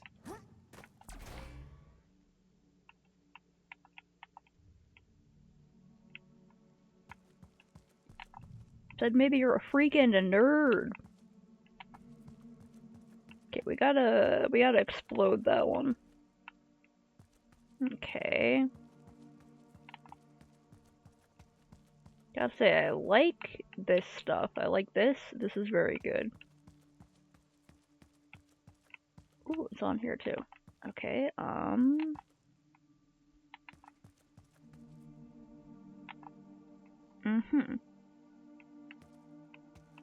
Oh.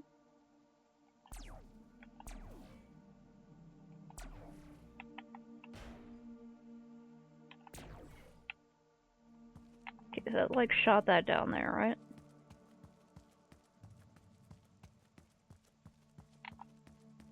I didn't even have to shoot it. I could have just let it fall. Oh heck, okay, now it's down there. Can I make that go up? There we go. Oh, it's trapped inside a thing. Alright.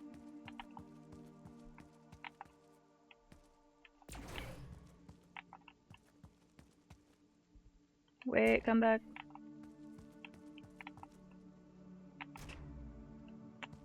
Whoops.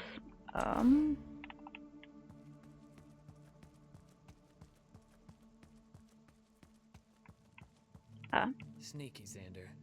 Very sneaky.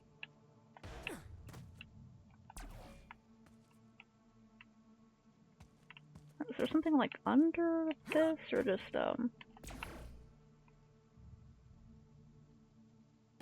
Well, oh god.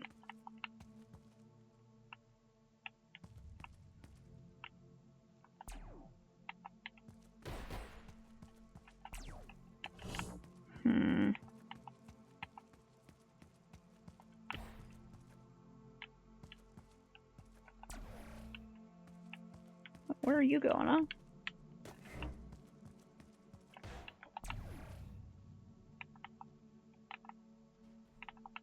Probably should have gone up there. Wait.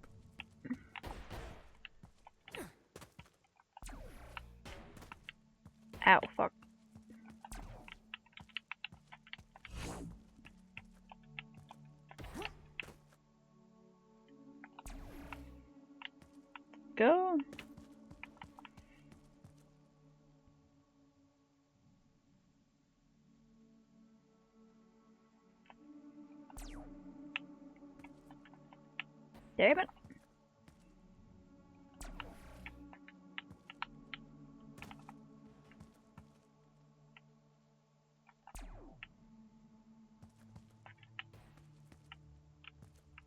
Let me pick you up.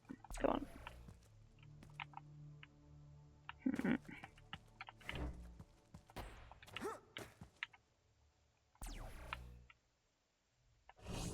Ah, fuck. Okay.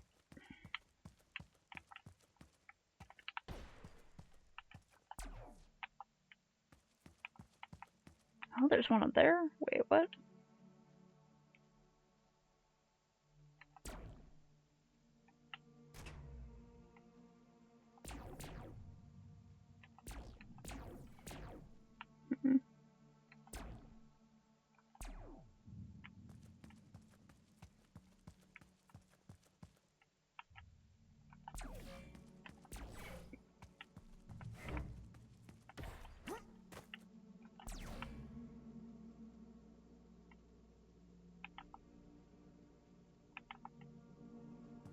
Slam my head against that.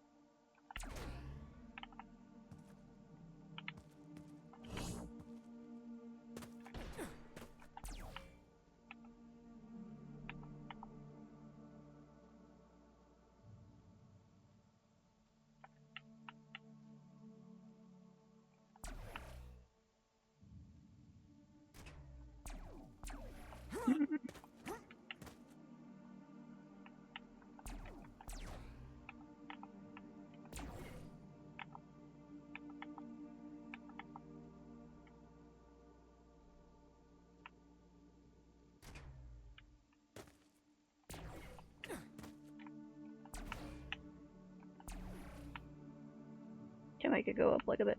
No. Do I have to ride the block up here? Ah.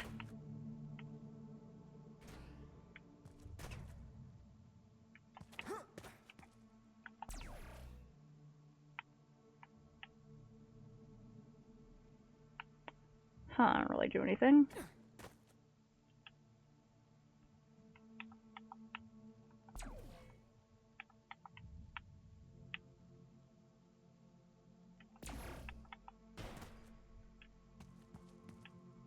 Where did it go? Did it fucking slam itself right back through? Damn it. God, how did that happen? Get back up here. Oh, fuck.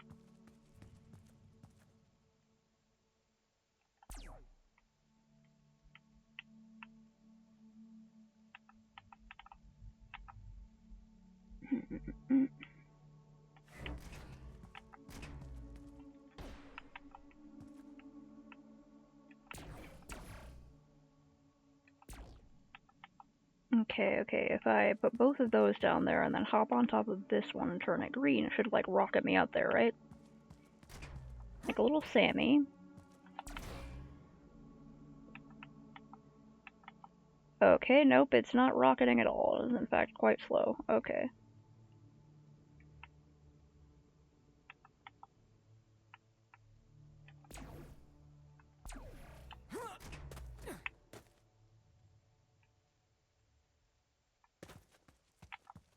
What is dum-dum time? Oh, wait. Wait, okay,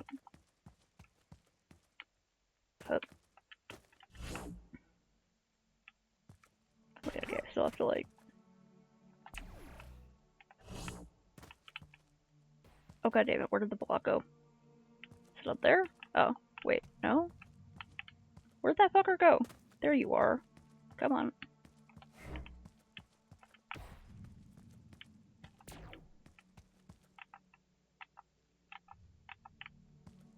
I forgot about the freaking glass wall. Okay, come on.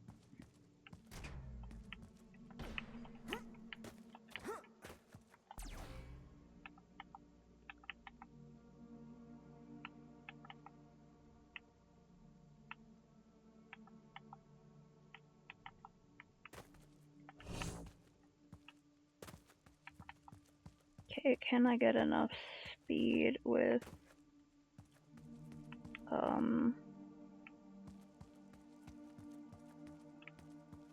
how the hell?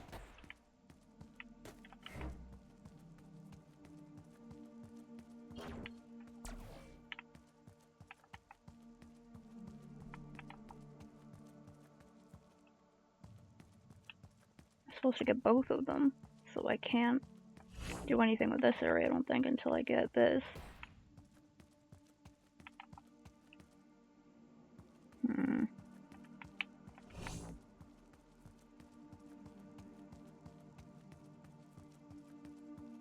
Wait, I just thought of something kind of obvious, but hold on, okay. I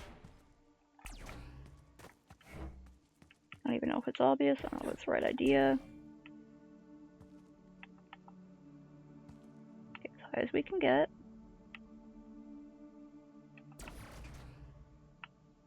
Ah! Okay, well I made it fall. That's something. Where did they both go? Oh, there's you. Okay. The other one fell down somewhere.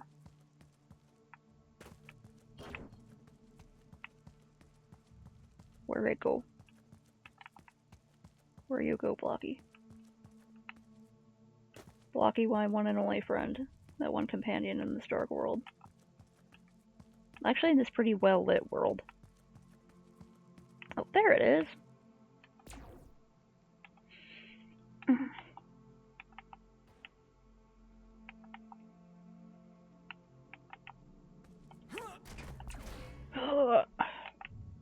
It's like me trying to get out of bed.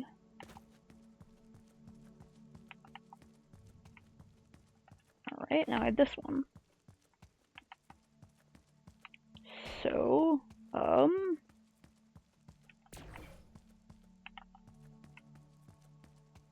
feeling just doing... Oh, that actually did that much? Jesus, okay. Okay. Oh, it disintegrated.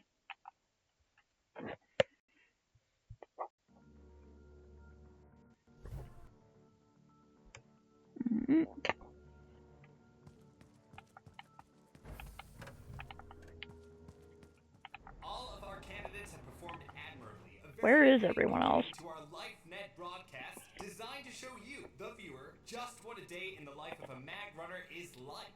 Is there an audience? Yeah, I can hear you.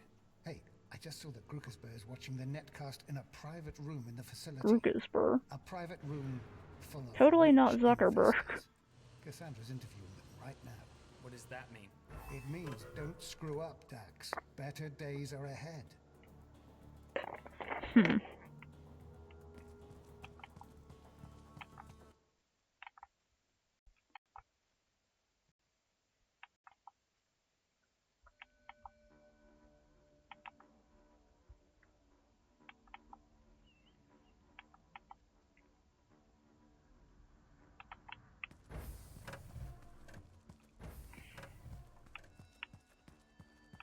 So, that floor is safe to walk on, right?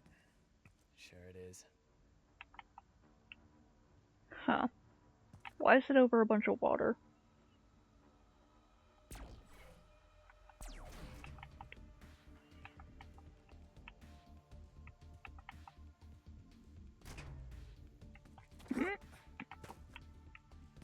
Heck. Ah. A staircase, nice. Why'd they feel the need to put all this water under here? Or oil? I can't tell what it is. It's gross.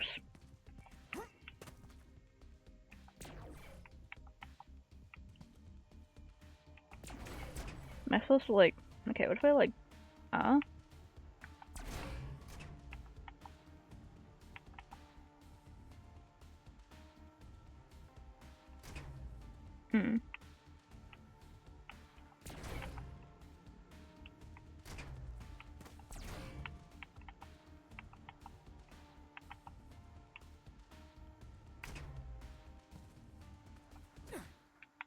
Why are they so far apart? Supposed to move both of them?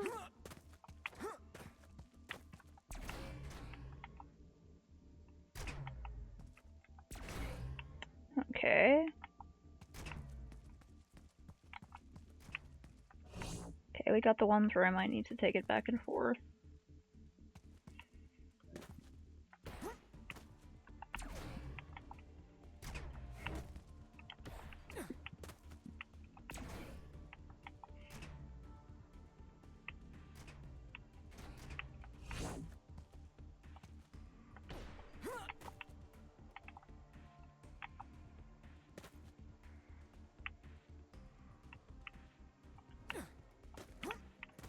Hmm.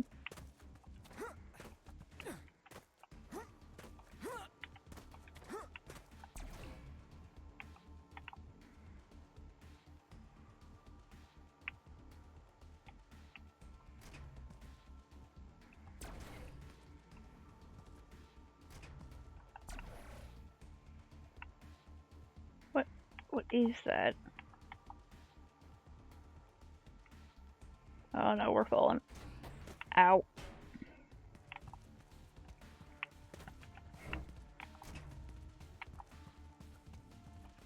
Just supposed to send this one up by itself?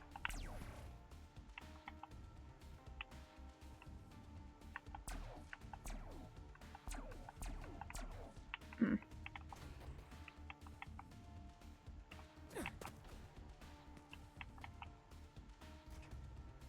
This is a weird one.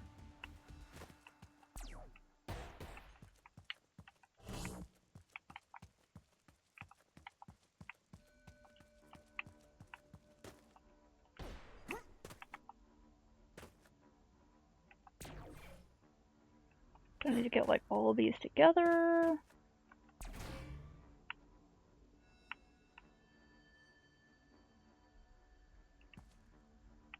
Okay, if the exit's up there and there's like this steep thing here, then oh.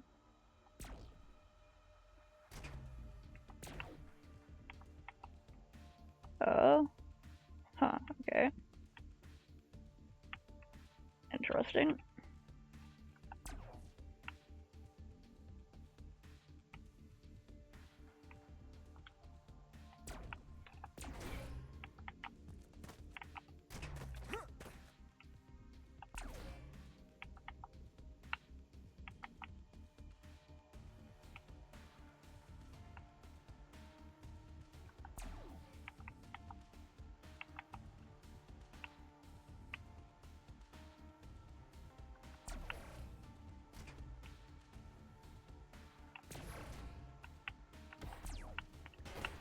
I turned the wrong— Jesus. Changed the wrong thing.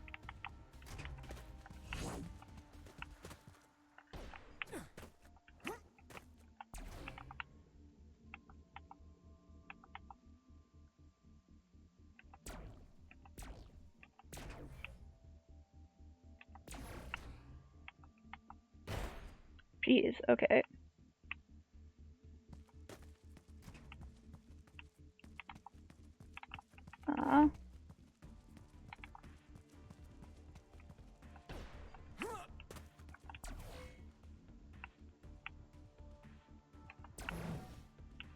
Okay. Alright. Spherical. Not positive and negative?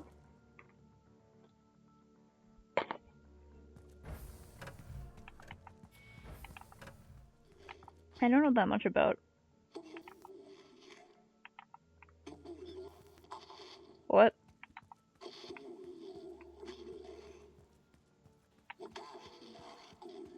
Okay, we got cultists. Dax, what was that? I don't know. Technical glitch? Okay, so Cthulhu is rising. Unexpected little fun thing there. Oh! Okay, so I need to put 4 things in there to get one of those.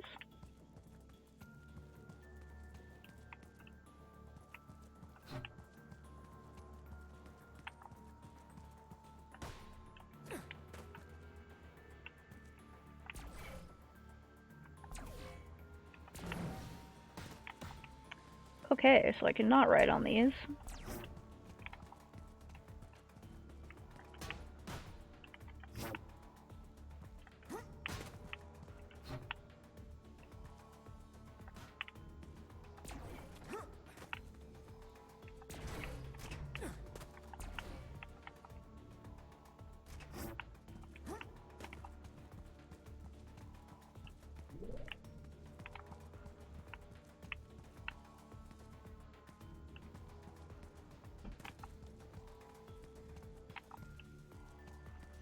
Can't put these little ones in there?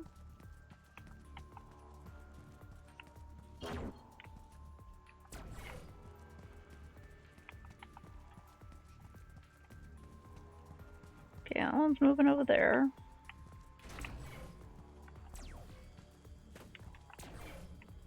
Damn it.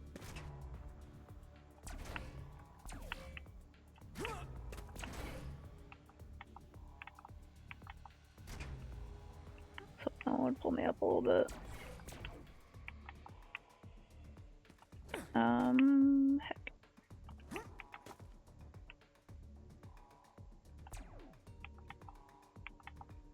So I'm gonna pull me up.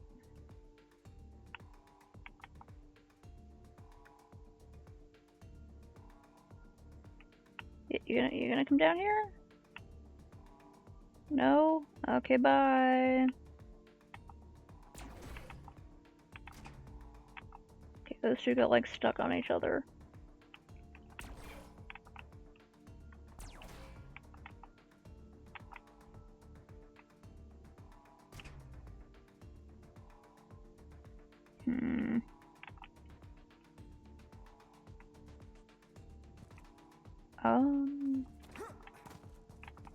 Can I ride on this one? Because it's like kind of all I have right now.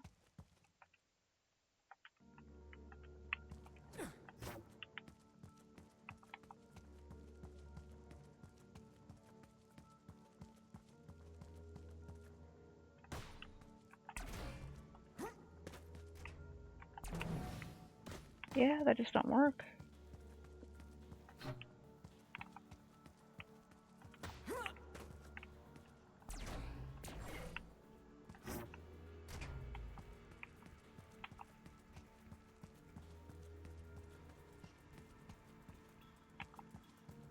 Okay, this might be. I do have to do something with this.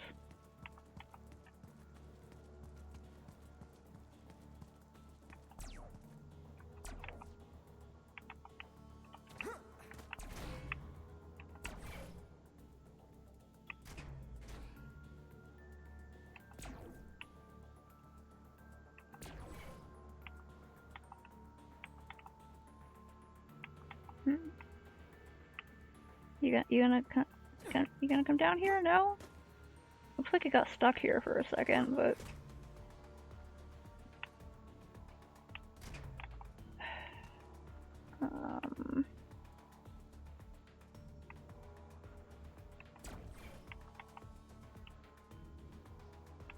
it just got stuck and that's it. Maybe I'm supposed to wait. Maybe I can pick these up with those.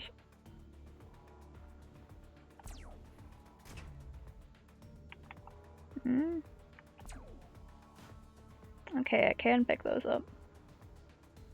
Where's the last one, though?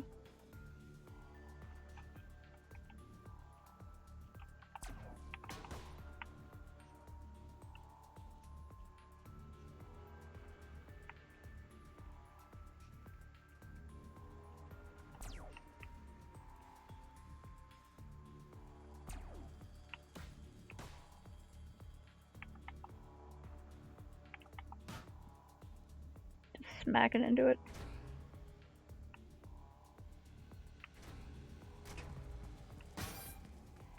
Okay, well we got get over here. Got that. There's that one up there. Oh hey. Oh.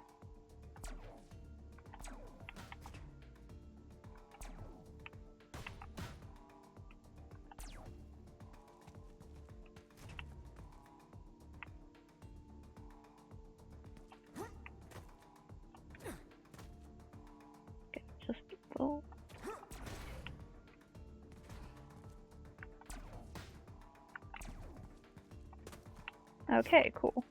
Found all 4 pieces. Put them in here. Big brain time.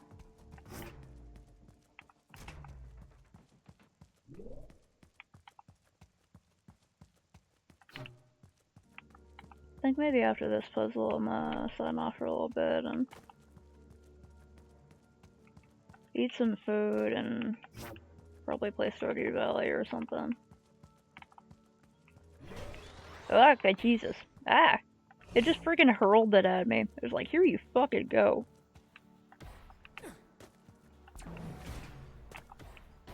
Ah, I should not have had that on.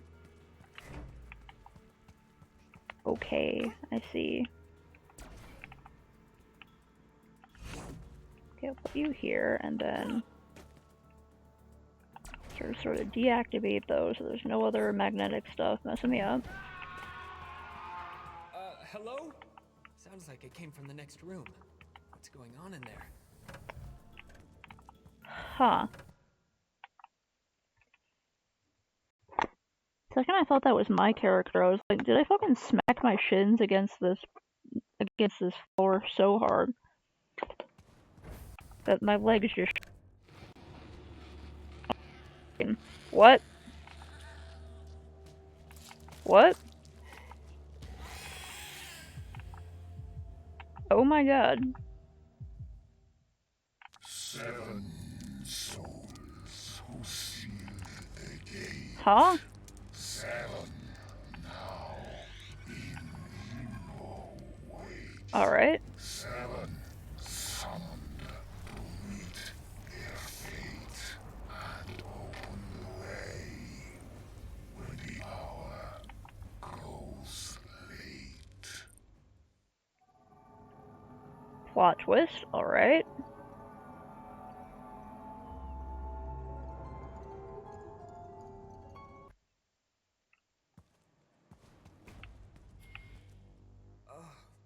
The 7? Ah. Oh my god, I died. Whoops. The 7? 7 candidates? Help! We need help down here! Somebody! I saw... Xander, what is going on? I've got a flat line on the bio monitor. Is someone dead?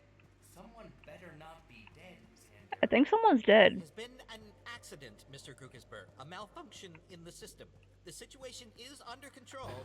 I'm trying to get us back online. Online? What do you mean, online?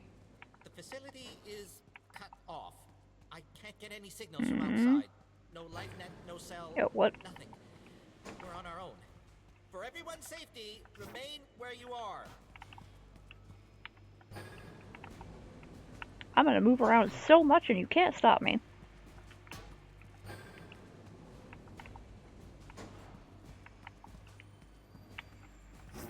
I'm scrambling around.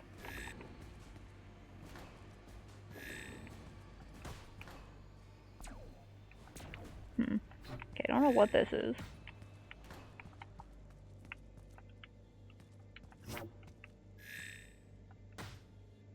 Oh, they're buttons. Okay, I gotta hold down the buttons.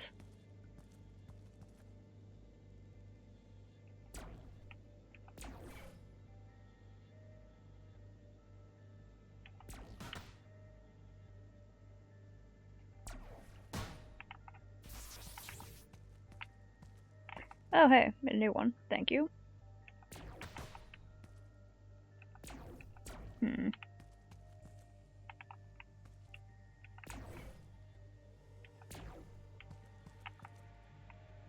Okay, this is not powerful enough.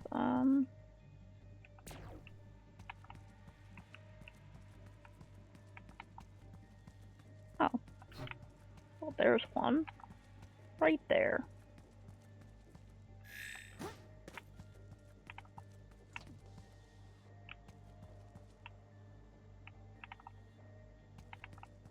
Okay, so we have the 3 buttons being held down, right? Is it being held down?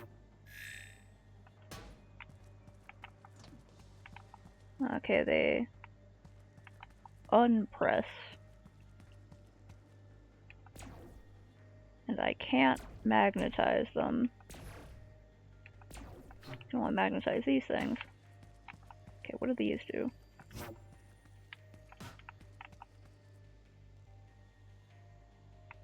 Oh! Okay, wait. Gotta hit them all at the same time.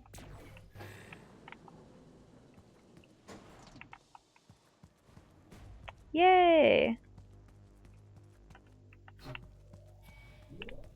Dax Ward! Dax, what's going on down there? I heard one of the mag runners have been hurt. I don't know, Miss Shin. Yeah, I think he someone was got more than hurt. But I also saw some kind of... Mr. Ward, please leave the room. It was by a the fish appropriate creature? exit until we resolve the situation. And it Miss ate Shin, someone. Please report to the media room.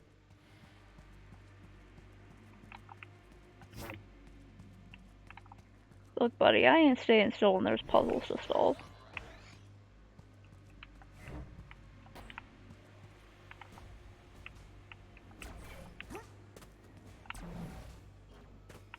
Okay, that didn't quite go right.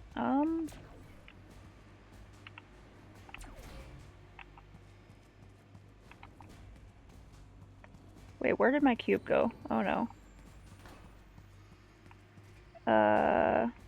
Where'd my cube go? Oh fuck.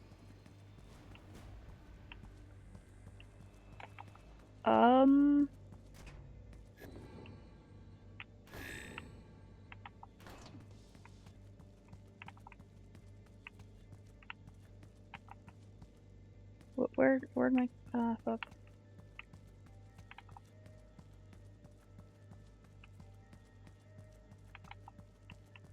Let's walk up here.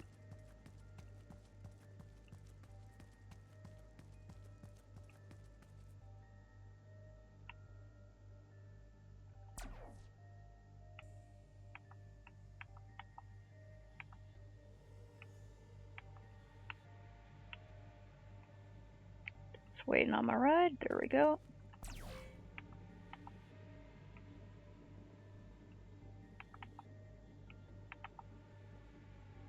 All right.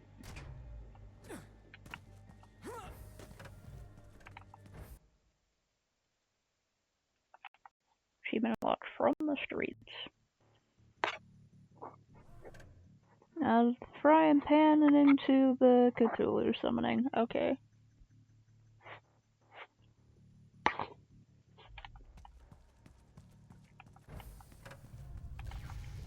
Maji!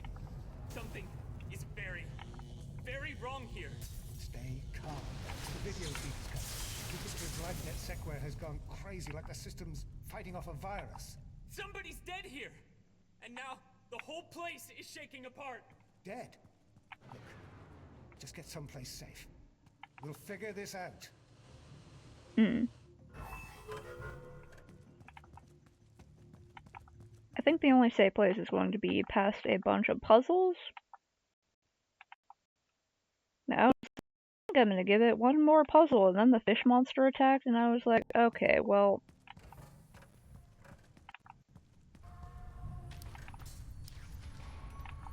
maybe one or two more puzzles. Oh dear. Oh god. Oh fuck.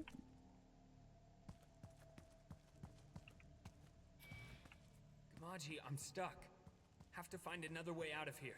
Dax, power and networks all across the city are out. Whatever hit Grukersberg's facility is spreading somehow. I'm running on the generator. I've managed to keep our system hidden. I built some special modifications into your maglev. I'm going to transmit across the data projector.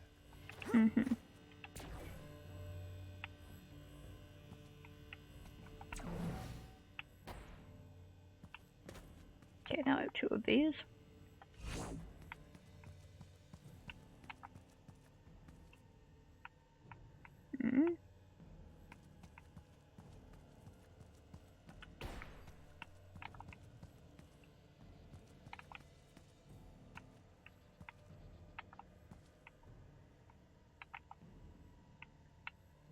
Wait, where am I going? Am I going up there?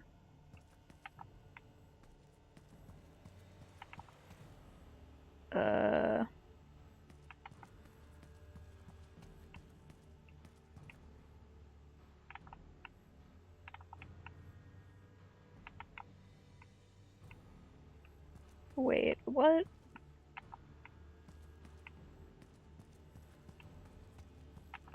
Okay, if I'm going over there, then I gotta,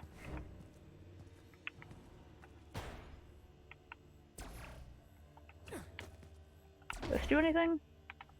Not really. Okay.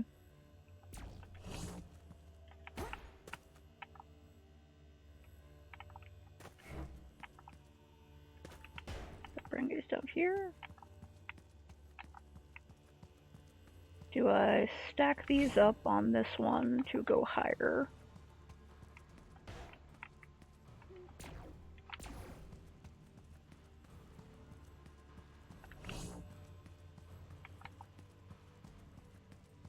Okay, make these stick together, and then can I get up there? Okay. Then pew. Fuck.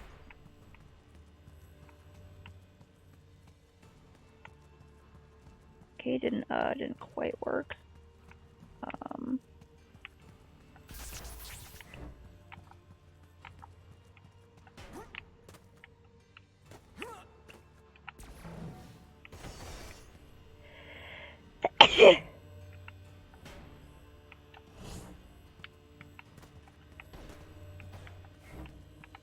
I don't even know what this one was supposed to be doing.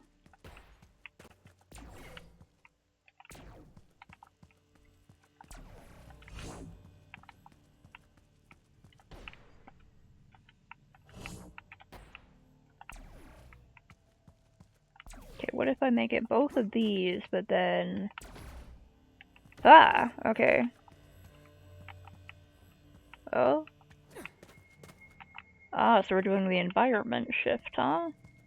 We went from all the clean, clinical looking stuff to going down a dark in the wall. Where is this? This place underground?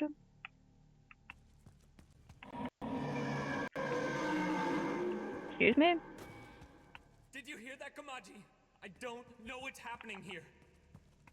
Dax, find a way out. Signal weak link. I'm trying. Okay, I've lost Spider-Man. This is kind of cool, I gotta admit.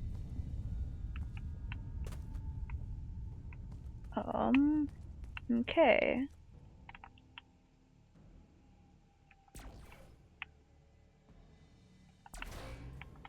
Oh.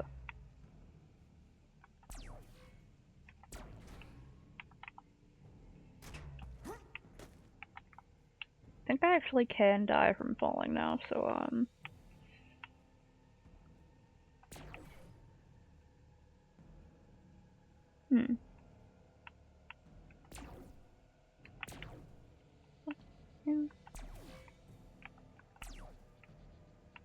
Will these pull toward each other?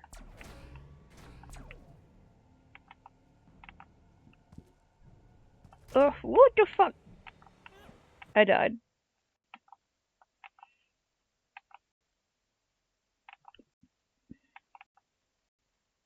He had a moment of going, yep, and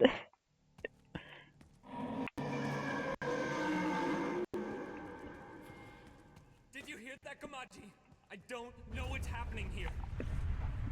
Dax, find a way oh, out. what is this? Weak link. I'm trying. Huh. Okay, so I can go down either way.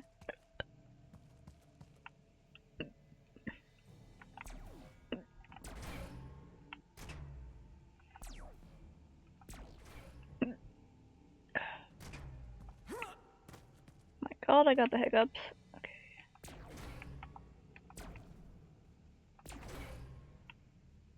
Well, that's actually... And if I just...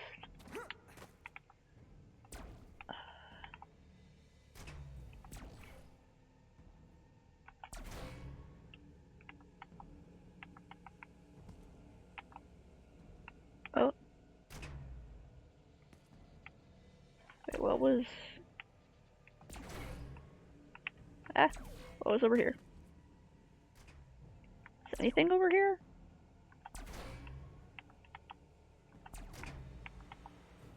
Huh. Oh,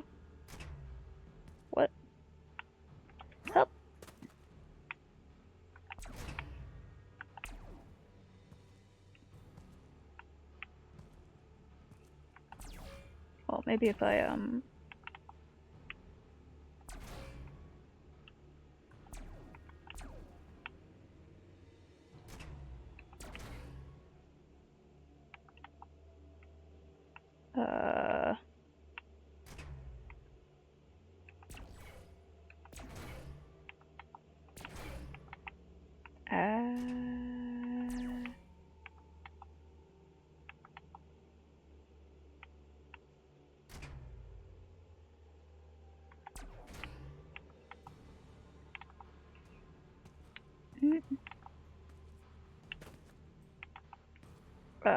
wait, if I try to go through there, whoops, I'll fall off, right?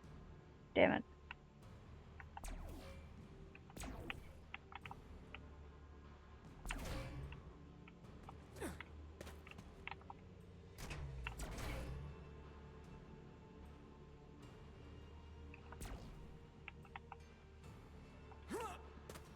Okay, I don't know how I got over here, but okay, maybe that was just like the extra area. Okay, oh,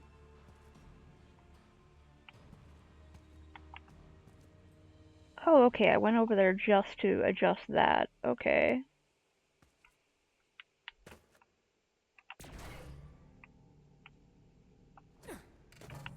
Oof.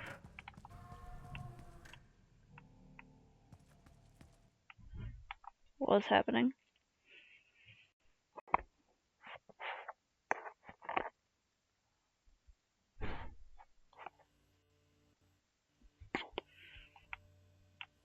Hmm.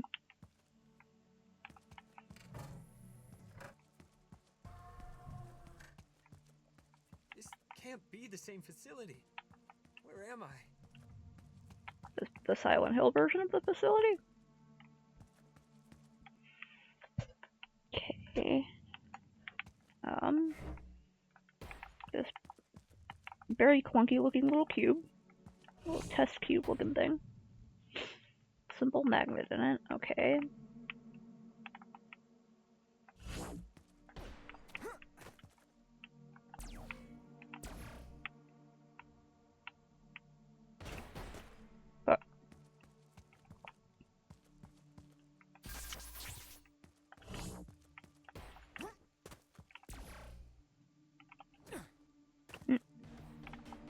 Wasn't quite able to get up there.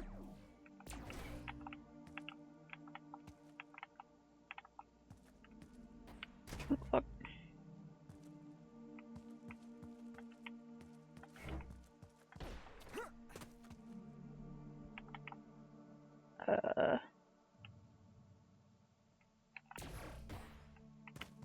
Ah.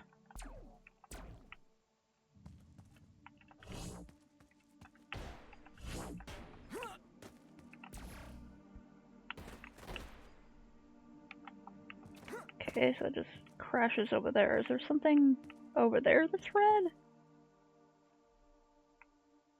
Oh.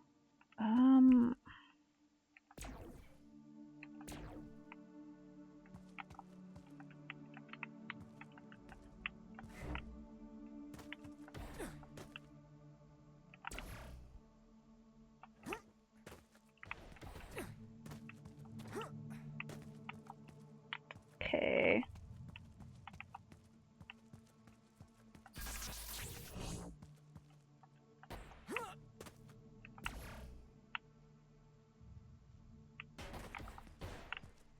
Hmm.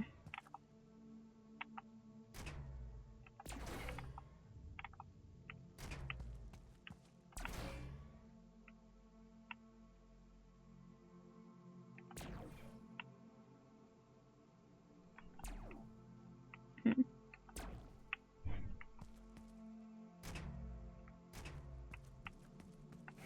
trying to figure out how this is supposed to work. Would I be able to, like, I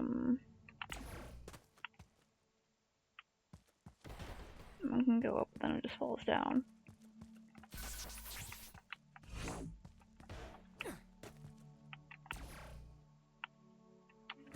I can almost get up there, but not quite.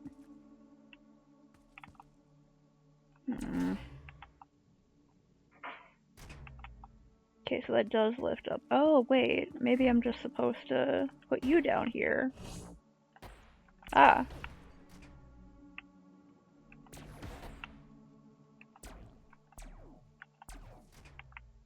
Well, let me, hold on. No, nope.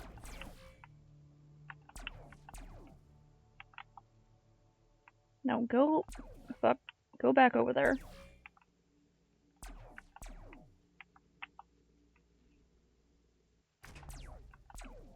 Then neutralize those, and then push this up, right?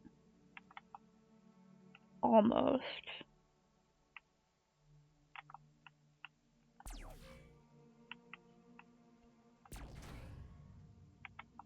Push this over here.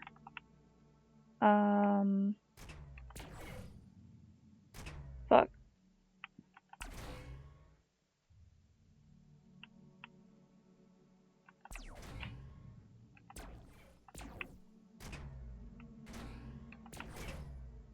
Can make this go up any height. Damn it, it went back that way.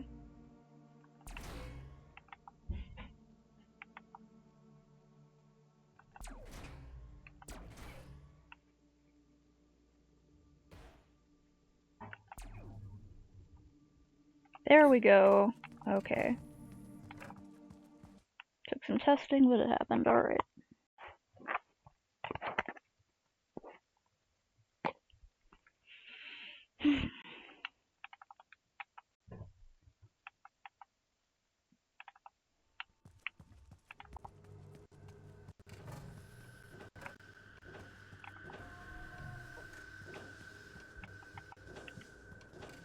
What is this place? A lab? Looks like something escaped. Gamachi, can you see this? The writing on the walls?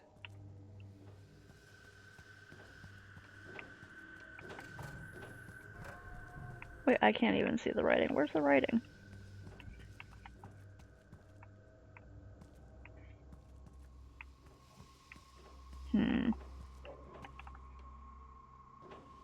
Those can't close all the way. Oh.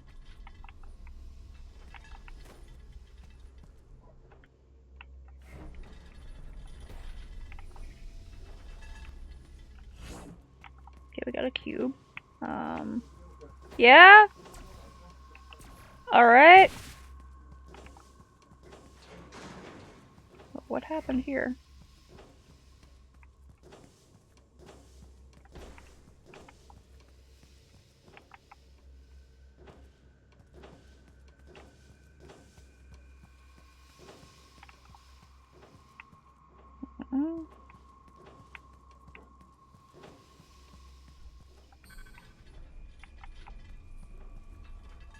There's nothing else down here.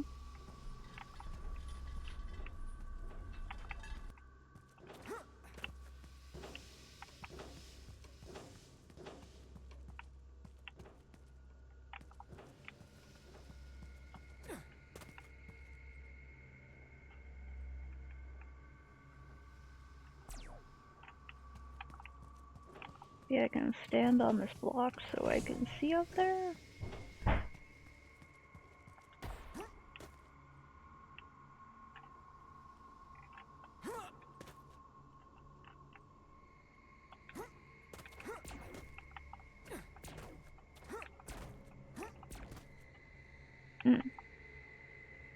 Uh-huh.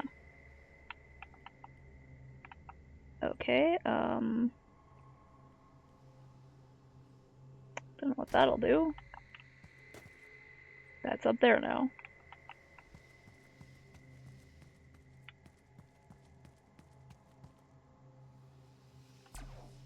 Okay, that one I have to put the block in. So,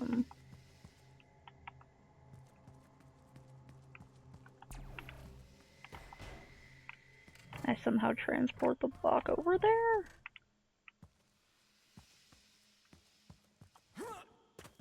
It's up there. Is that where I'm supposed to go?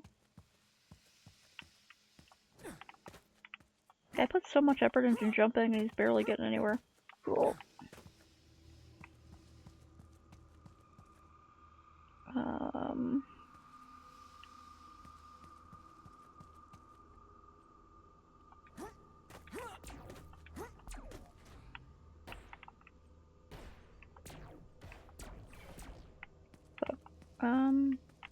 Yeah, I don't know how I'm gonna get that up there.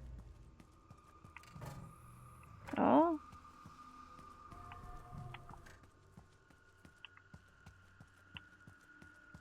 That's where I went through.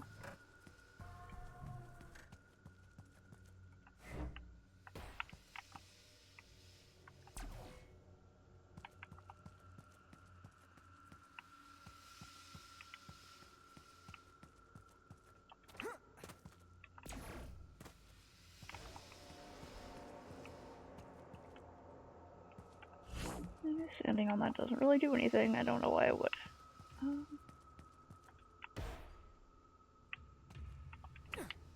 Can I, like... Yeah, it's not gonna work. Ow. Something up there?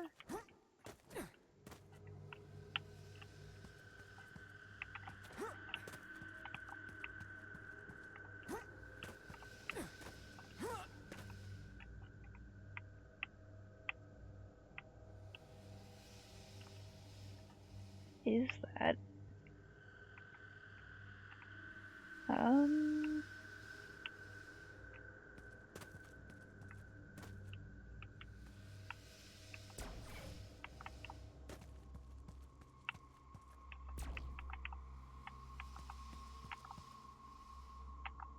Okay, somehow I have to, like, get up there.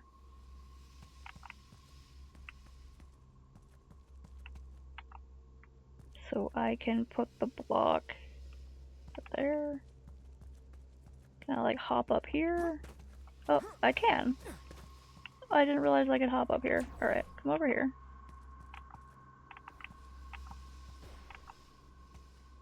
Can I grab that? There, fuck. There we go. Up.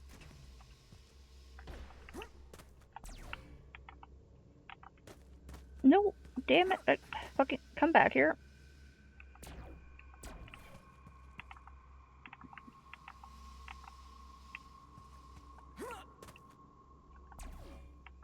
Okay, after this puzzle, I'm gonna have to quit for a little bit. Do some stretches and stuff. What is Grukersberg doing here? Yeah, what the hell?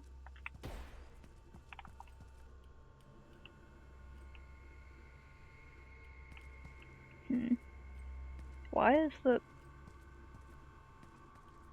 texture's a bit messed up? That's okay. At least, well, I don't know what's happening with that.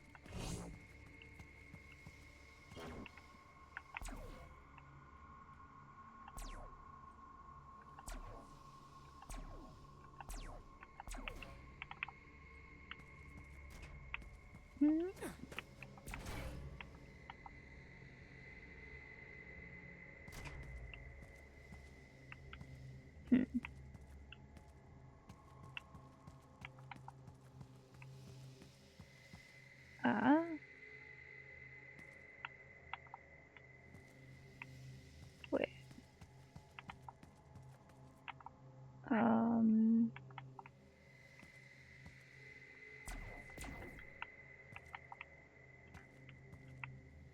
The door at no open. I have to do something with that thing?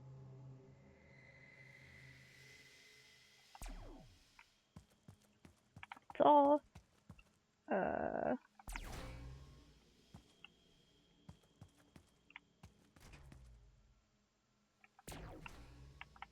There's something up there I have to see. Something I'm missing here.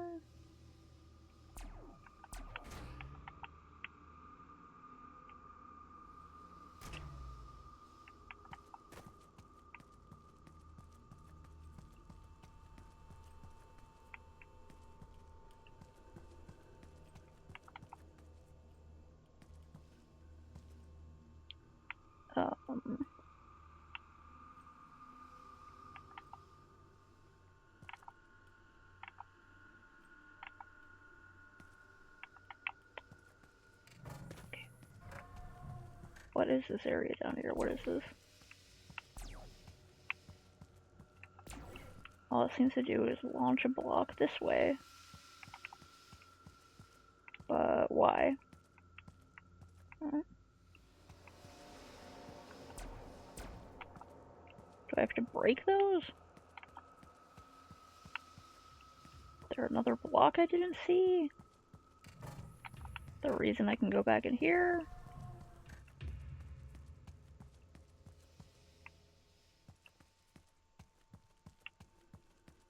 Gee golly, it's dark.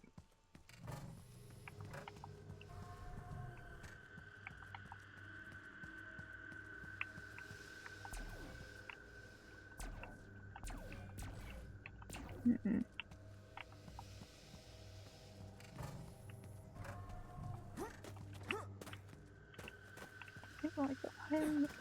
What is this?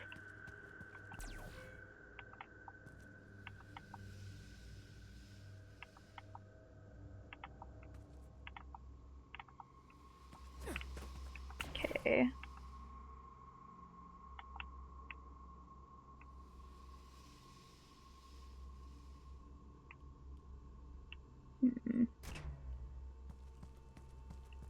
So it's in here and around here. Then you jump up here and go across here. The door needs to be unlocked.